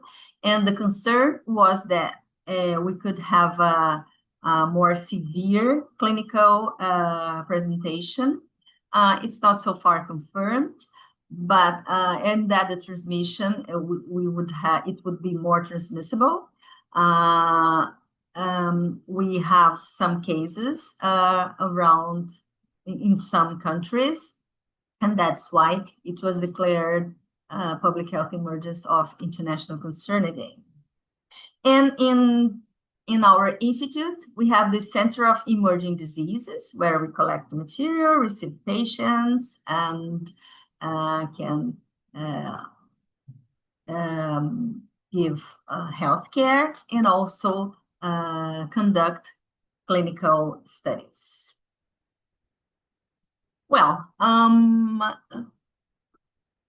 when we see these emerging diseases, different vector-borne diseases and zoonotic diseases, what we see is that the complexity involving these diseases, to face this complex situation, it requires a response which has to be integrated.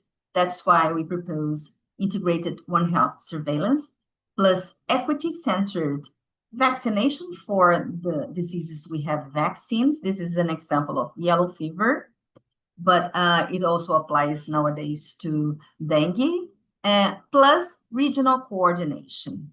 So, which are the many different factors involved? Here's the example of yellow fever, but it applies to many different vector-borne diseases. Deforestation and illegal mining, low immunization coverage, fragmented surveillance, climate variability, cross-border migration, political instability, and vaccine hesitancy. That's why we have to have this integrated approach, because it goes beyond health sector. And that's why we need to be integrated so that we can have effective response to all these challenges. And that's why the One Health approach, we do think that's the adequate approach to face all these public health challenges. And I'd like to finish with this words. The success of the One Health approach depends on a collaborative governance model that integrates academic research, community action, and also government policies, as we could see as I presented the example of the yellow fever participatory surveillance. So through this integrated approach, this One Health principles enshrined in the WHO pandemic agreement that was presented earlier can lay the foundation for a more resilient and equitable global health system. It was published by Dr. Zhu and his team in The Lancet recently. And I would also like to finish the presentation with some words of our team, our multidisciplinary team in Brazil. We published in State University journal that beyond environmental destruction, the system has become incapable of fulfilling its promises of human prosperity.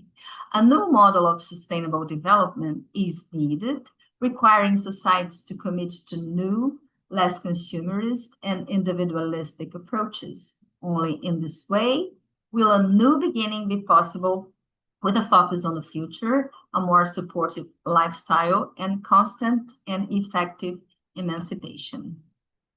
Thank you.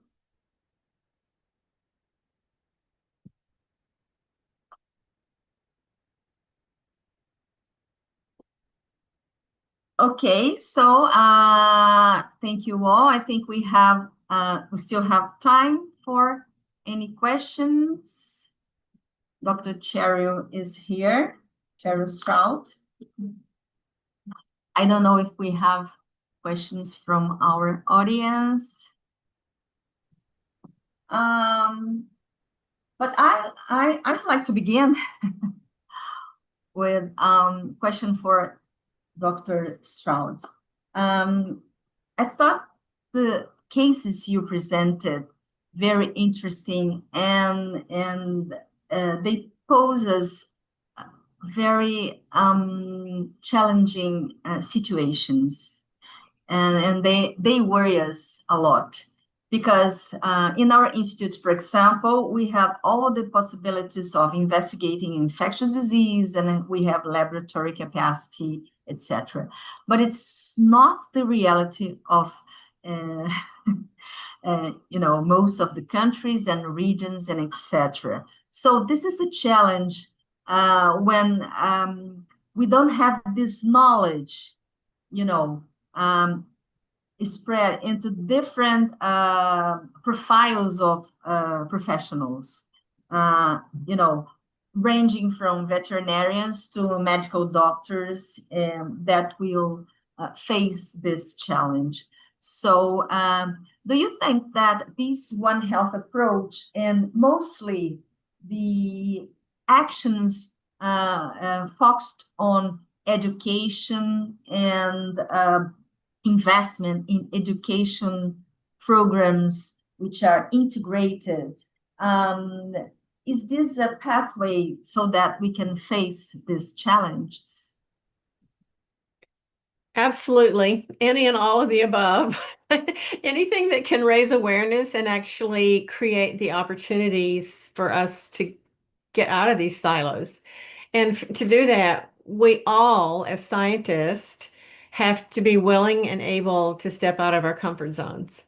You know, there are silly things, even like some of the older scientists not feeling comfortable to go talk to somebody in another field because they might use an acronym that they didn't understand. And, oh, I might look dumb if I don't know what they're talking about. So there are social aspects to this, but we have all got to find ways to do this. And education and incorporating this and bringing the disciplines together at very early ages. And I really actually think university's too late. I think we should be doing this much earlier. And I really appreciate Dr. Ramon Betty's ideas about trying to find ways to do this through an executive leadership program.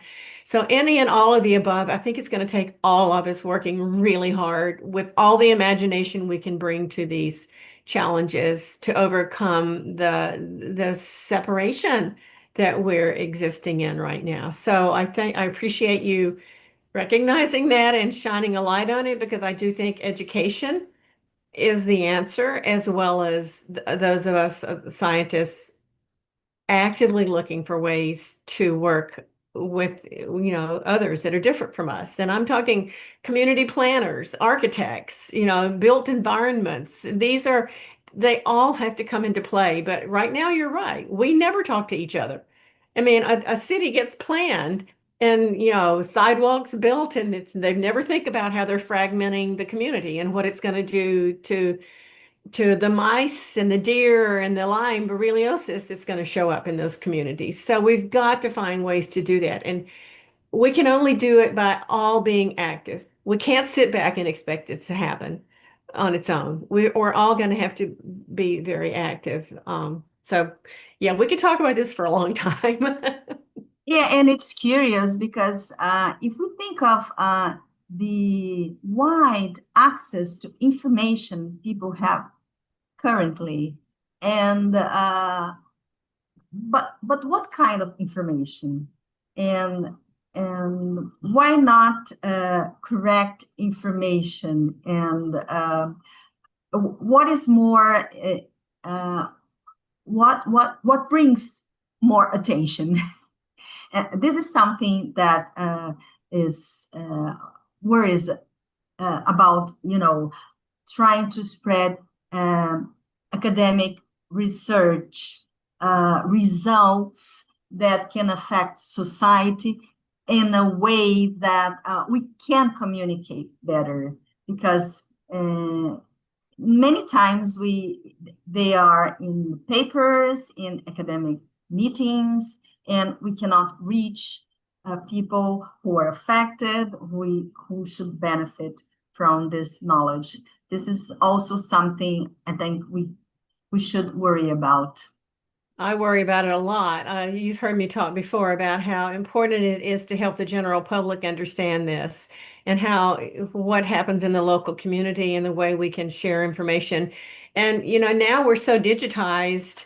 Used to, you could go into a grocery store and there might be a little local community newspaper you could pick up, and you could put, you know, things in there about Oropouche or Powassan or Lyme, or, you know, you could educate the public that way. But now we're also digital, that it's become, I think, even harder to reach into communities with good information, with accurate information.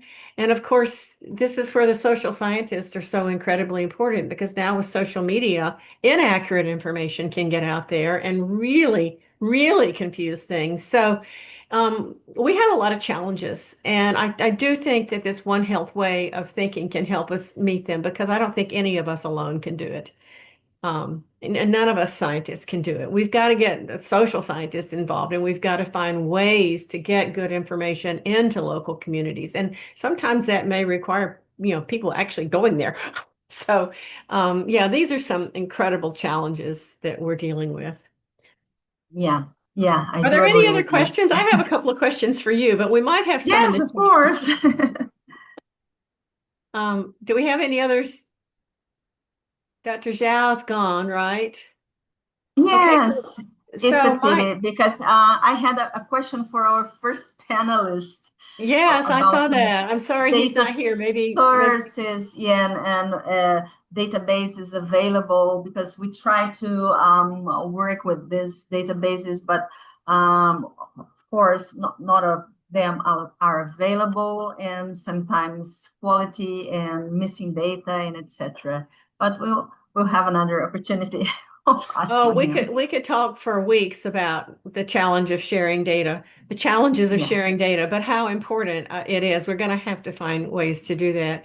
I wanted to Yeah. ask you about Zika. What do you think caused the precipitous decline in cases? Yeah, this is something very curious because there was a decline, and even though we still have cases, yeah, there was not a rise as we could see at that time. And at that time, we could see a triple epidemic. We had Zika cases, chikungunya cases, and dengue cases Oh, at that time. And they have the same vector, and which is Aedes aegypti, which is spread all over the country. And but of course, we have much more dengue cases. But no, Zika virus was not a problem, and it had been at that time, even though it still circulates. I don't have a hypothesis. I don't know. Maybe it's the same vector with different viruses. Was there increased spraying for mosquitoes, increased vector control? Were those things put into place? We had, yes. If we take a look at dengue cases at a timeline of decades, we have lower cases recently, regardless of the 2024 rise. But we have different strategies ranging from groundwork to these innovative measures, like I told you, the Wolbachia, and recently the vaccine, and also it's very well communicated about dengue control and etc. People are concerned about it, but we still have vectors, we still have cases. But maybe this different and integrated control measures definitely have results. And let's see the results now that we have a vaccine. Right. So that's another one of my questions. It's available in our national program immunization, and let's see the results. So how long has that dengue vaccine been available, and how is the uptake so far? It has recently been approved in 2025. Okay. So it was incorporated and included in our program this year, and we still don't have results, but the study shows 65% of effectiveness in the whole cases, and 80% for hospitalization and severe cases. That is good because it's a concern. It may be severe, mainly for children. In 2008, we had, this was my doctorate work, we had children affected, very much affected with dengue in Brazil, with sepsis and deaths and etc. And this is a picture we would not like to see again. So that's why it's very important to have a vaccine which works. Yeah, and I had a lot of questions come to mind when you were talking. I'm excited to hear about the Wolbachia. I did not realize that this was being done in mosquitoes. I first learned about Wolbachia as a veterinarian because it shows up in heartworms, and we actually pre-treat a dog that we're going to treat for heartworms by weakening the Wolbachia, and then the heartworms are easier to kill. But the reason it caught my eye when you're talking about it in mosquitoes is that I worry when we're doing mosquito control, and think back to the 60s when we were spraying DDT and the children were running behind the fog trucks and playing in the DDT, and the DDT was killing so many insects. I worry when we're worried about vector-borne diseases and controlling mosquitoes and we're wanting to eliminate mosquitoes, what are the bats going to eat? So, we need the bats. And I'm trying. So what excites me about the Wolbachia is you're not killing the mosquito. You're decreasing the mosquito's those are ability to there. transmit the disease, but the bats will still have something to eat. So this is where the tie-in here is so critical to be thinking, what are how do we intervene and how do we intervene without disrupting the ecological systems? Those are major questions in my mind. Yeah. That's why you cannot have a name of eliminating mosquitoes because you want we mosquitoes. need to feed the bats. We need the mosquitoes. Yeah. And this is a very interesting strategy. And as I told you, I presented, it began at a smaller scale as a research, and then at a moderate scale, and now at a larger scale, like a biofactory, which is something very innovative. And it is politics of the Brazilian Ministry of Health. And it's producing, they say, 100 million eggs per week. And then they are not, released in the whole territory, but in some cities, being monitored so that results can be assessed. But it is a very interesting strategy. And so the eggs that are released, the mosquitoes are released. Mosquitoes are released. The mosquitoes that are released, but is it just that generation of mosquitoes that have the Wolbachia, or does it go further? So you have to keep. And then you have mosquitoes in the nature, and what it expected is that they have another generation of mosquitoes which cannot transmit.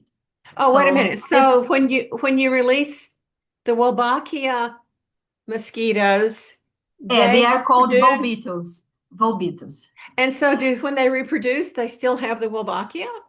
Yeah, and they have Wolbachia, and then they are released, and then we have the vectors in the nature, and then we can have another generation of mosquitoes without this capacity of transmission. That's why it is interesting. So the Wolbachia makes natural. It through. So the Wolbachia makes it through to the next generation. That is fascinating. It's like a transplacental transmission, whatever you call it in mosquitoes. This is very interesting and natural, and that's why we need these innovative methodologies, technologies, and insights so that we can face this infectious diseases and all public health challenges, but also in mainly preserving nature and environment, because otherwise it will be something like, we eliminate this and then we have that, and that's why I think this definitely Global One Health approach, integrative approach is essential. And let's see the results, but it's very promising, and now it's a larger scale. Great. Well, we're probably running out of time. I would like, if you don't mind, to contact you later. I would like to learn more about the SysGeo system. Yes. This is very interesting, and this is from my colleague, which coordinates this initiative, Marcia Shami, who is a researcher. She's a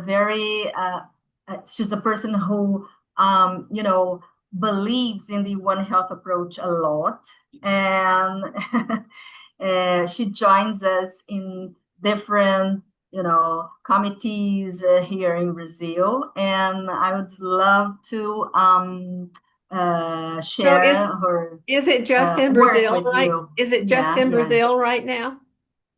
Yes, I was in Argentina recently, and I asked her if they could download from the store. I think it's possible. I think it's possible to download, from the Apple Store and the other one. Well, this So just is. you could try. Yeah, I might. Are there other systems like that? Like I know there's some people working on these kinds of systems in Africa. So because it was just a way to capture what somebody's seeing in the forest, a dead animal, and then to alert, and try to get information. It's just a fascinating system. I'll probably contact you later and ask you for more link to information about it. Okay, definitely. So it was a great pleasure and honor to have you here. I think we have just 2 minutes. I don't know if we still have any question from our public. So thank you so much, Dr. Mayumi, for this powerful presentation. You reminded us on an essential threat. Every public health emergency, even when devastating, is also an opportunity. So this is the main message we kept from your side. An opportunity to learn also. It's exactly the kind of researcher that I like a lot. And thank you so much for being such kind of a researcher. To study, to grow our collective knowledge. I think by discussing with Dr. Stroud, it's too challenging, too rewarding, and it's very interesting. The example of Brazil with the data and the clinical experience accumulated by the end of 2023 illustrated how a country at the front line of emerging diseases can transform crises into this knowledge that benefits for the whole of the world, I think. So your contribution also for this virus is exactly what makes this webinar very interesting and valuable. Thank you so much for your presentation. And I don't know if Dr. Stroud will give another talk, extra talk tomorrow, because you have a lot of things to share, to discuss. I think maybe with the infectious disease session number 5, if it's possible to provide another speech, it will be very interesting. Thank you so much. So thank you. I thank you on behalf of all our team. We do not work alone, never. And we also have students, and it's good because students have different interests, and we learn about a lot about many different things with them as well. And thank you so much for the opportunity. Thank you, Dr. Stroud, for your brilliant insights, and see you all tomorrow. Thank you. Good day.